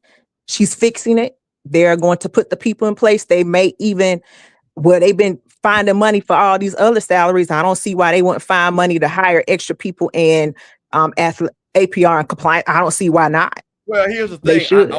So a couple of things on that. I believe the money, has been allocated. They got to fill the roles. And I also think, which I think is important. Here's the thing I'll say about President Johnson. And you listen, you a rally, you know this. You know how she came in. We ain't gonna talk about how she came in and all that. But sometimes you just got to get a win to stop a loser streak. So as an example, she got a win with hiring Quinn Gray. She got a win by keeping Charlie Ward. So now she sees that things that could fix quickly, like you say, front porch of the University of Athletics. So she's saying, you know what? I've come in here. I understand, because the academic side is kind of all right, because we still number one. Even through all the FAMU food, we still was number one on these jokers. So she can say, you know what? Let me plant my stake over here, because to your point, it's going to help fundraising. It's going to make people, and it's going to help her out with her credibility with the FAMU Nation. You know? Yeah, because unlike Robinson, she knew this was coming down the pipeline, which is why they issued out the statement. There you go. They issued the statement. You heard this from the horse's mouth. So she knew this was coming down the pipeline. And instead of being like Robinson and being shamed into getting someone who was diligent with compliance, she's taking the bull by the horns and saying, we're going forth with correcting this. And this will no longer be an issue. As a matter of fact, we're going to implement a system and an infrastructure in place. So regardless of who's at the helm of athletics or who's at the helm of Florida A&M University, this does not continue to be an issue. Little baby, let me ask you a question, because I asked Steve this question and he always gets political when he answers. So I'm going to ask you directly. What was your opinion of Just Mr. say you don't like the answer that's correct. Don't say it's political. No. When I ask you, give me your opinion of Dr. Robinson, you always give me the amount of money, what he was doing with the institution and where he was taking the institution. I just want to ask somebody, what was your opinion of Dr. Robinson prior to the debacles that happened regarding the donations and stuff? But I'm just saying, before that, what was your opinion of Dr. Robinson? On the outside, it wasn't a lot of I wouldn't say foolishness per se. He did do a lot very well. When I was on campus, when I came into FAMU in 2005, our endowment, I think, was like 20,000. But by the end of his tenure, it ballooned to over 200. I'm sorry, 20 million. It ballooned to over 200 million before the end of his tenure. He did great in that aspect of continuing to raise the profile of the university. Where he lacked, and this was brought up in one of the board of trustee meetings, he wasn't great at managing. That was not his thing. And we saw that with the consistent turnover with cabinet positions. Even recently with the COO, we recently removed a COO who was hired under him, and she pretty much came in to fix a mess. Under his tenure, how many ADs did we have? Yeah, but here's the thing. Before even under Ammons, you see, that's what I'm saying. If you go back to Ammons and you start counting ADs, you know. So again, we still had that issue. That's why I'm saying this is a 20-year thing, and Dr. Robinson hadn't been there 20 years. Yeah, he wasn't a terrible president. He did what needed to be done academically, but for the managers, the managerial side, his managerial relations, that is where he failed. There you go, little baby. I appreciate you. Thank you for coming on. You know, you are welcome. No, I really do. Like I said, my family folks always have my back on Sippin on Sunday. I appreciate you coming on. So, Rocky, did she answer your question? Did you get a non-political answer? No. Everybody will tell you Dr. Robinson was a researcher. He was focused on academics. Nobody denies that. Athletics wasn't his thing. Didn't know what a football looked like. So that's what we got. So that's where we're at. So that's what we're looking at. Mike Reed, let me ask you a question. What you got? Okay. I'm gonna let this guy guess my better judgment. All right, man. Listen, we running on the back end of the show. Keep it short. I got my time on. Keep it up, fam. Go right. Stay focused. Let's go. Well. I just love when I'm right. I know you can't say nothing, Mr. Campbell. Wait. Hold on, Mike. Now, Mike. I see now. Somebody start recording this because here's where we about to get these alternate facts. What exactly were you right about, sir? The thing she just said. I've been saying this stuff for years. Anyways, I'm gonna keep this short because I know a lot of people just don't like the way I talk. That's neither here nor there. Whatever. Blah blah blah. Okay, Mr. Campbell, you can't say certain things about the university's leadership.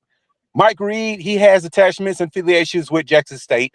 If he says anything against Jackson State leadership, he'll be Uncle Neely 2.0. But that's besides the point. I don't have no ties to the University of Jackson State. I'm just a fan and supporter of HBCUs and Jackson State University. I love me some Jackson State because of Dion, but that's another besides the point. Anywho, this is karma, right?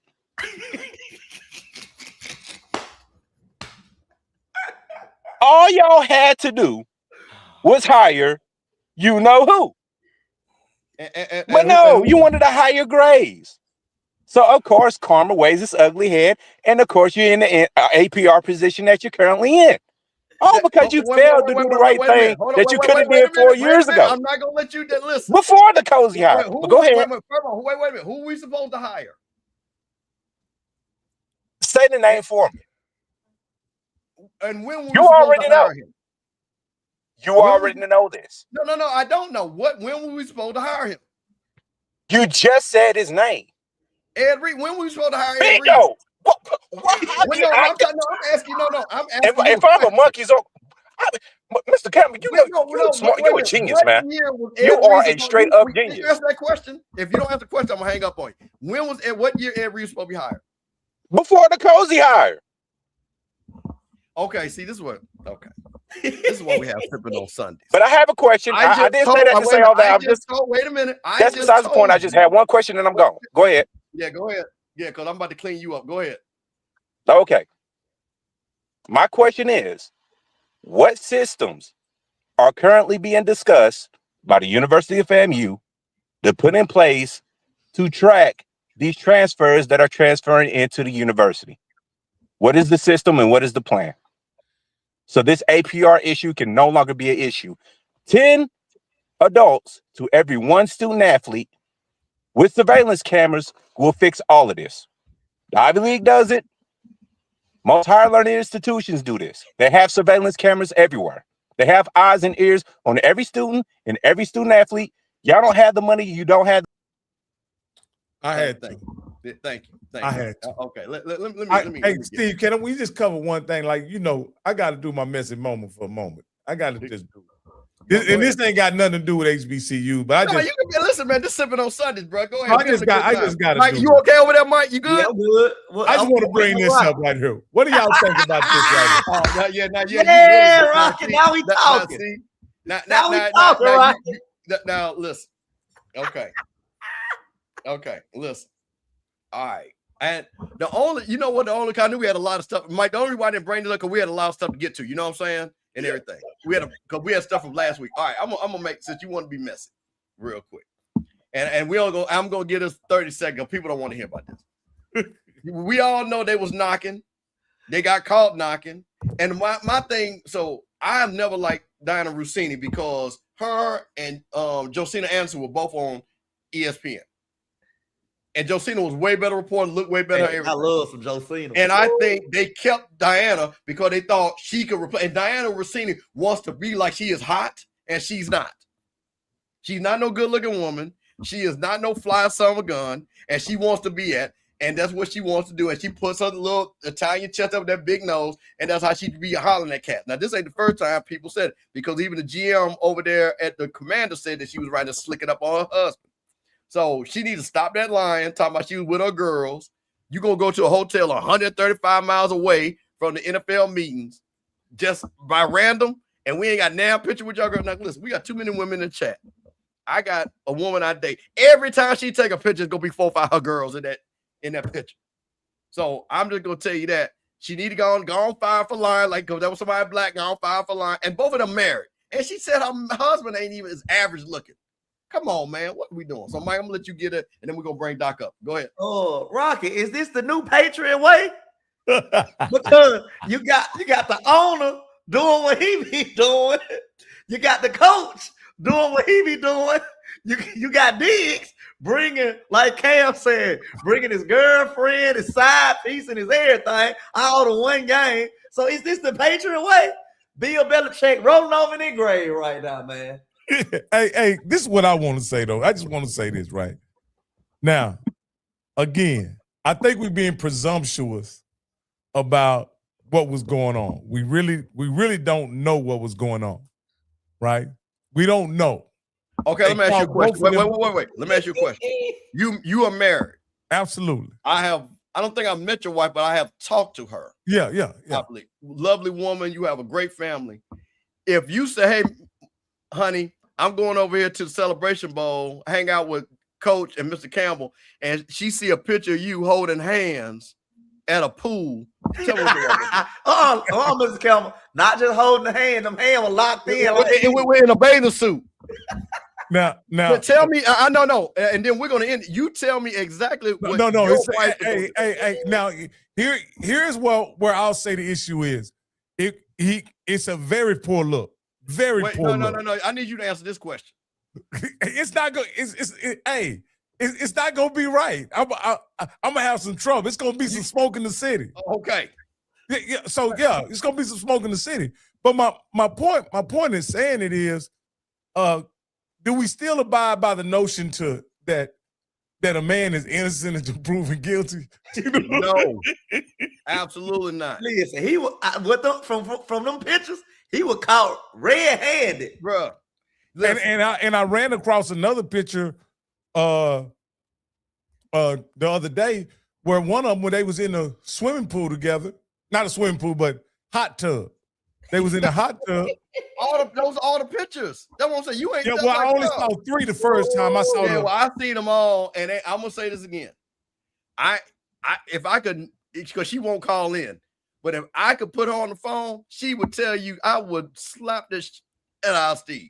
And that's it. Hey, man, let's break. Hey, man, hold on. What we doing here? No, what happened? I tried to bring Doc up. No, he up. It's just the view I got. My bad.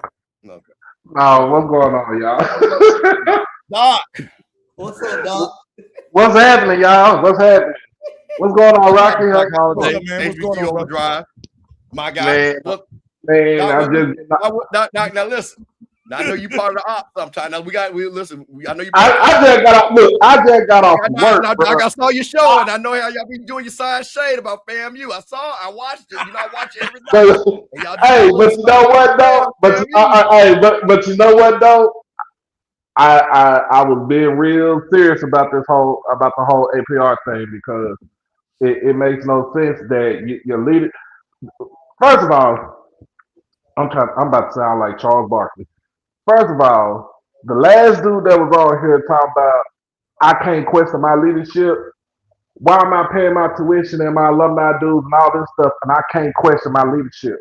If you ain't doing right, I'm gonna put your feet to the fire.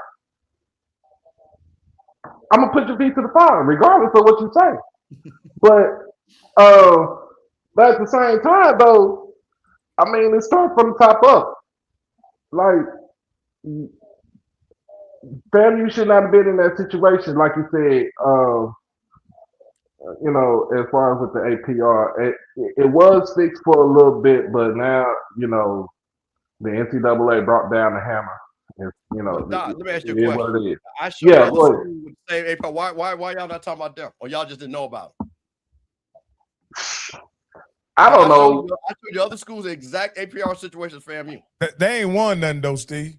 Yo, well, see, are you talking about Pine Bluff and Valley, right? We talking about Pine Bluff and Valley, right? Because they don't know other schools in the Valley and A&M too. They ain't hitting. Oh, A&M.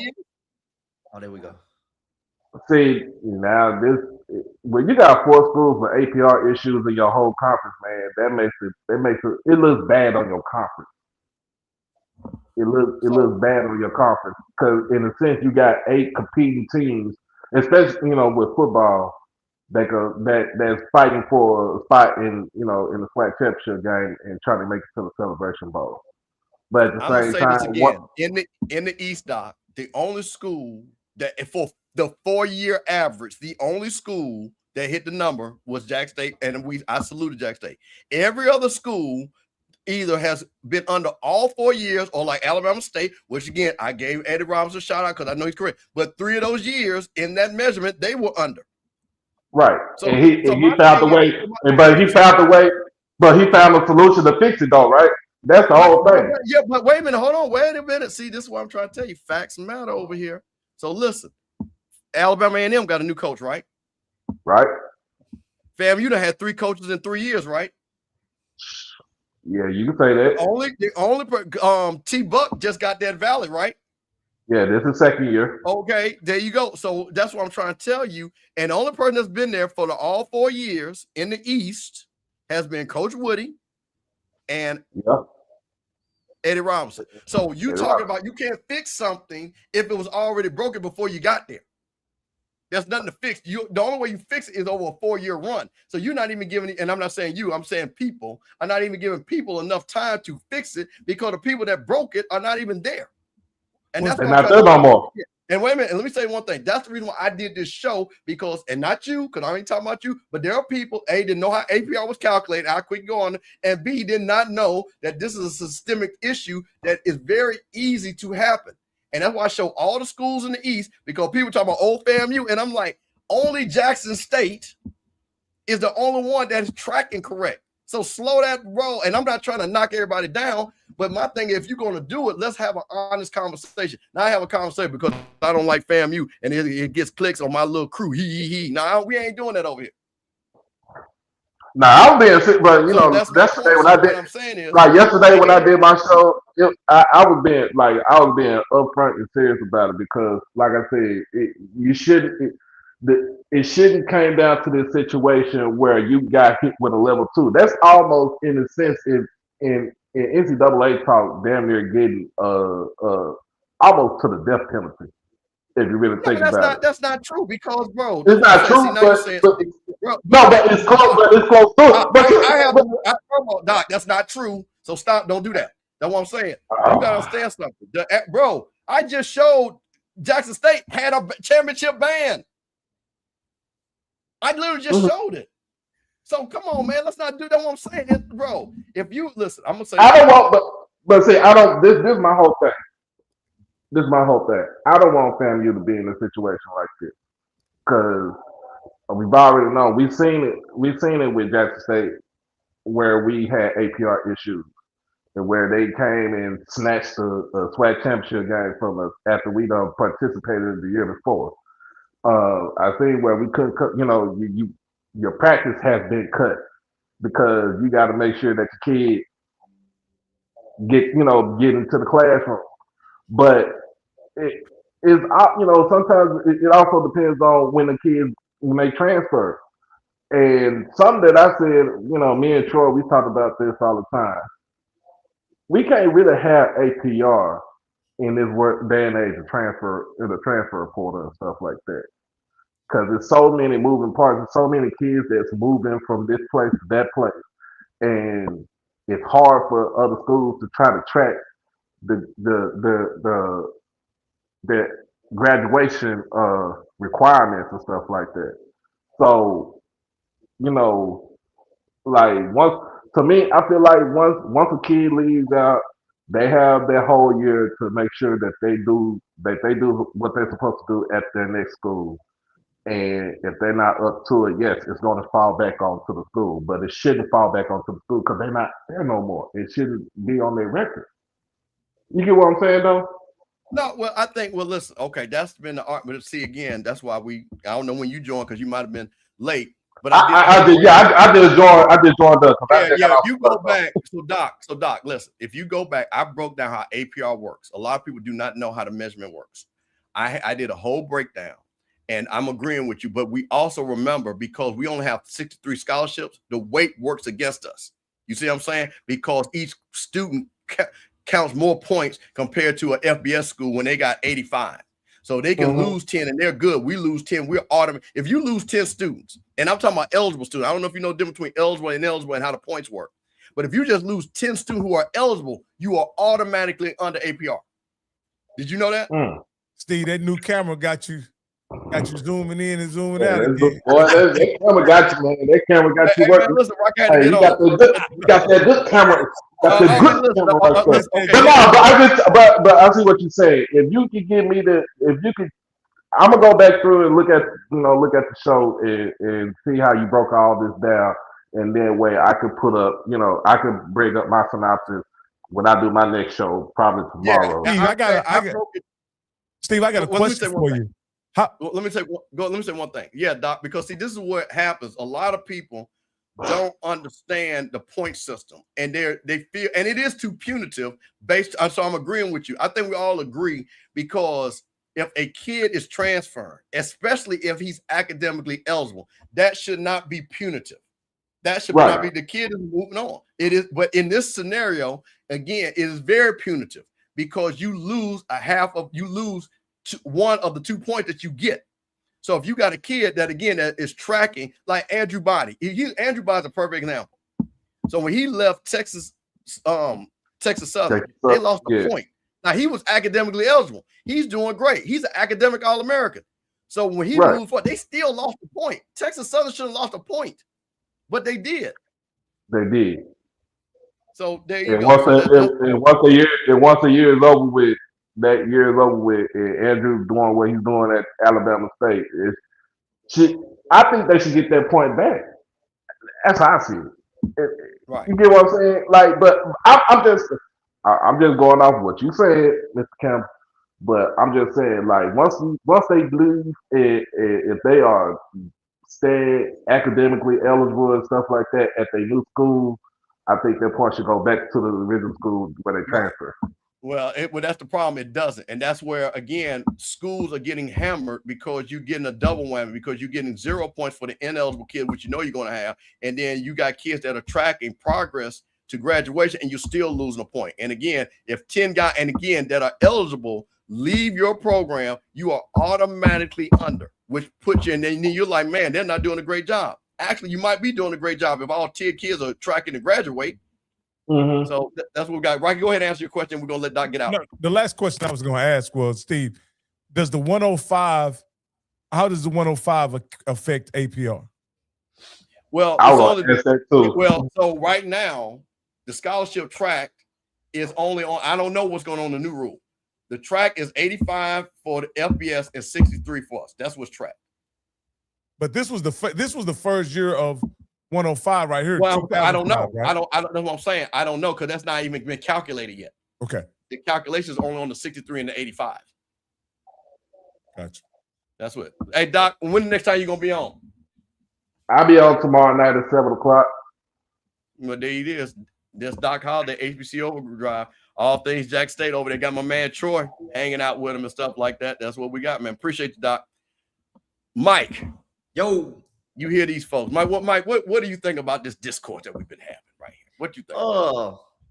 Mr. Campbell, like you say, it's a trickle down effect, and like you said, 63 compared to 85, the odds are against you. So, but Mr. Campbell, y'all was not going to postseason game anyway. So no, that's what I'm saying. So, did you hear me say we mad because we going to the Celebration Bowl? You didn't hear me say that one time. And it's his first year, so it's his first year. So my thing is, I'd rather get. Oh Jesus! I just saw Ruben Bain tied to a fatal. I want to make sure Ruben Bain didn't die in this car crash. Okay, I'm sorry. I just saw a highlight. My thing is, at least I'm glad this happened now in Quinn's first year. You see what I'm saying? Yeah. Clear the decks, restart, put your plan together. You suspend the first. We were just like I said, we were just like this in 2018, 2019. We should have went to the Celebration Bowl. 4 years later, we won the damn thing. So in the end, if we end up that along with APR being good, we'll be fine. Because like I said, Quinn Gray can coach. We got the best coach that we needed. We got people in the ministry. Because I'll say this too, and I'm going to talk about President Johnson. You think President Johnson want people be talking like these folks talk about? She don't know what she doing. She done got in there. She ain't got the white folks helping out. Man, she know. Man, come on, keep it a buck, bro. She know what it is. That's why I got respect for her to come out and say, hey, listen, I know what it is. So we about to make it happen. So that's what it is. So, that's what we're doing, man. So, Mike, listen, man, I'm going to tell you this.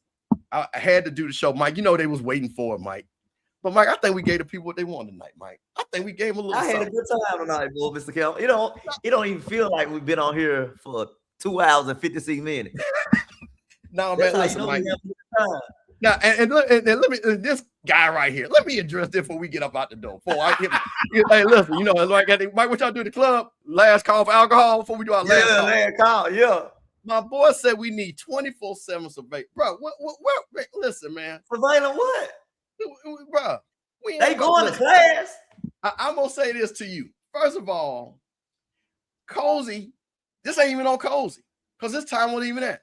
So Ed Reed was not going to fix this. Ed Reed was not going to fix it when we hired Willie because Ed Reed wasn't even available then. So you say, all right, Ed Reed, this is a karma. Bro, ain't no karma. Karma would be if we would have tried to hire Coach Gray, he would have told us no. That would have been karma. That would have been that. So, bro, for you to sit back there and not know the timeline, which I asked you the timeline, that's why I gave it to everybody. That's why we manned up over here and said, hey, this is not a new thing. We ain't going to let nobody blame it on OBG or blame Angie Suggs or blame Willie. This has been 20 years in the making. And President Johnson said, hey, we're going to put a stop to it. Coach Quinn Gray already got cats focused on academics, and we're going to move on. Man, that's what we got going on, man. That's going to go. Mike, I'm gonna give him 30 seconds that we're gonna get out. Now I'm gonna give him 30 because listen, man, you got 30 seconds. What you got? Deion brought Travis Hunter, who's the #1 high school player in the country. He was not only athletically gifted, he was also academically gifted. The reason why I recommended Ed Reed is because not only can he bring better players, but he can also bring smarter players. Smarter players who can graduate, which will increase the APR. Like the last lady said, you need systems in place.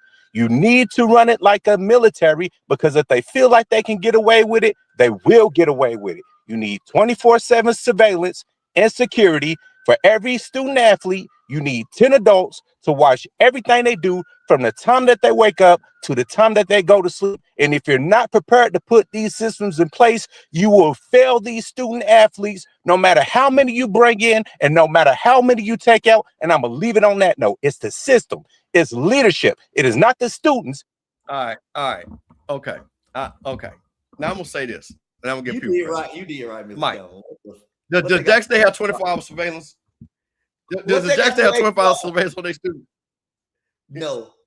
Southern people, Ed, Crook, all y'all boys up in here. Do y'all got y'all hitting APR and y'all had APR child way back in the day? Y'all got 24-hour surveillance? Prairie View Post. I see my boy Lotting, my boys from Prairie View. Y'all got 24-hour surveillance? You don't need no 24-hour surveillance, man. What are you talking about? Bro, what you need is what I broke down. So if you need me to send what I've created, I will gladly send to anybody that wants it. But those 24 hours surveillance, man, this ain't, bro. First of all, we ain't in no prison. But what are we talking, Mike? What, Mike? Mr. Kelvin. I know SMU players and TCU players that be outside, bro. Ain't nobody got no outside, bro. 24 hours of cats pledging, living their best life. I see cats pledging. It ain't now got surveillance. Oh, now they can't pledge now. You got cats playing Q and Kappa and Alpha. Come on, man. What are we talking about here? Come on, man. What are we doing here, man? Look, keep it up, man. Listen, I'm gonna say this. I appreciate you watching the show. I entertain your foolishness because it is funny. But bruh, Ed Reed was not gonna solve this problem. Ed Reed is not the problem. Surveillance 24/7 is not the problem. The problem is simply what we said: institutional control. The ones that's doing it, if we go talk to AD Robinson, AD Golf, those my guys, I can get, you know what, I might, you know what, Mike, I'm gonna tell you what we're gonna do. I'm gonna get AD Robinson because you know he Mississippi Sippin. That's my guy. You know he'll come on here for me, your boy, and everything. And I'm gonna ask him how he got Jack State right. And we're gonna break that thing down. But that ain't even like that. Thank you. This person's smart. I mean, Mike, I'm gonna ask you a question, Mike. Yeah, okay. Before we go, 2 more minutes. How does that even work? Like, do they have something on their phone? I don't. I mean, do you check in? Like, you know what I'm saying? Like you punch a time clock? like what? I'm just trying to figure out. Oh man, listen, man. Hey, listen, I'm gonna tell you this, man. I really appreciate you all, man, sticking with us, you know, through all the hours and stuff. Started at 9, man. It was 12 midnight East Coast time. Shout out to one boy, Mike Reed, Mississippi Valley, Jack State graduate. DJ Mike Reed doing that thing. Mike, next time when you come on, you know I'm gonna have to go on and pull up them highlights, Mike, when you getting down. So we're gonna and Mike, listen, I'm gonna tell you, Mike, this is what I'm gonna need you to do. Because I'm just gonna let you know you probably gonna have to pitch it a lot for Zoe. What we're gonna have is 5 songs that Mr. Campbell need to know about. To keep me right for the escalate. You know what I'm saying? So I can put up a playlist, Mike. Because just in case if Thick 56 break up with me, I have to go down to Thick 36. I have a playlist right. You know what I'm saying? when I pull up an Escalade. Because she's going to be looking at me. And I have my Mike Reed playlist. I got you, Mr. Kelvin. Let me know how to together. How you slide and everything together. Yeah, oh, yeah. There you go. How you slide together. You know, like I say, you know, I'm just joking. My people know I'm just joking. But there you go, man. Listen, so, man, shout out to Mike Reed. Mike Reed show, man. Great show. Zoe should be back next Sunday. Oh, wait a minute. Wait. I do have to wait a minute. I almost did something. I got to do this. Because Zoe was Zoe was getting his pictures together for his wedding. So let me show this real quick. Hold on. So here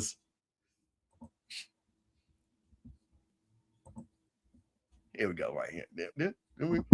There we go. There's Zoe looking good with his better half. You know, looking good with, you know, so Zoe wanted to be here. Let me get that thing nice and big. See, look at my boy. Look at my boy. Sipping on a little something down there in New Orleans. So that's what Zoe's at. So Zoe should be back next Sunday, but if Zoe ain't back, Mike, you might be available next Sunday? I think I got DJ. No, you might have to DJ. The Sunday after next, I'll probably be available. Okay. Well, either one. Okay, not a problem. Hopefully we get KJ in here. She hold it down. Shout out to KJ out there hanging out with Cardi B. KJ, I don't want you up on stage doing none of that crazy stuff because you know we're going to see it. Like, you be good and everything. But that being said, man, this is Sipping on Sundays on the Off Script channel, on the Rocky Miller channel. My boy Mike Reed, your man, Mr. Campbell, and always asking one question: what y'all sipping on? Talk to y'all.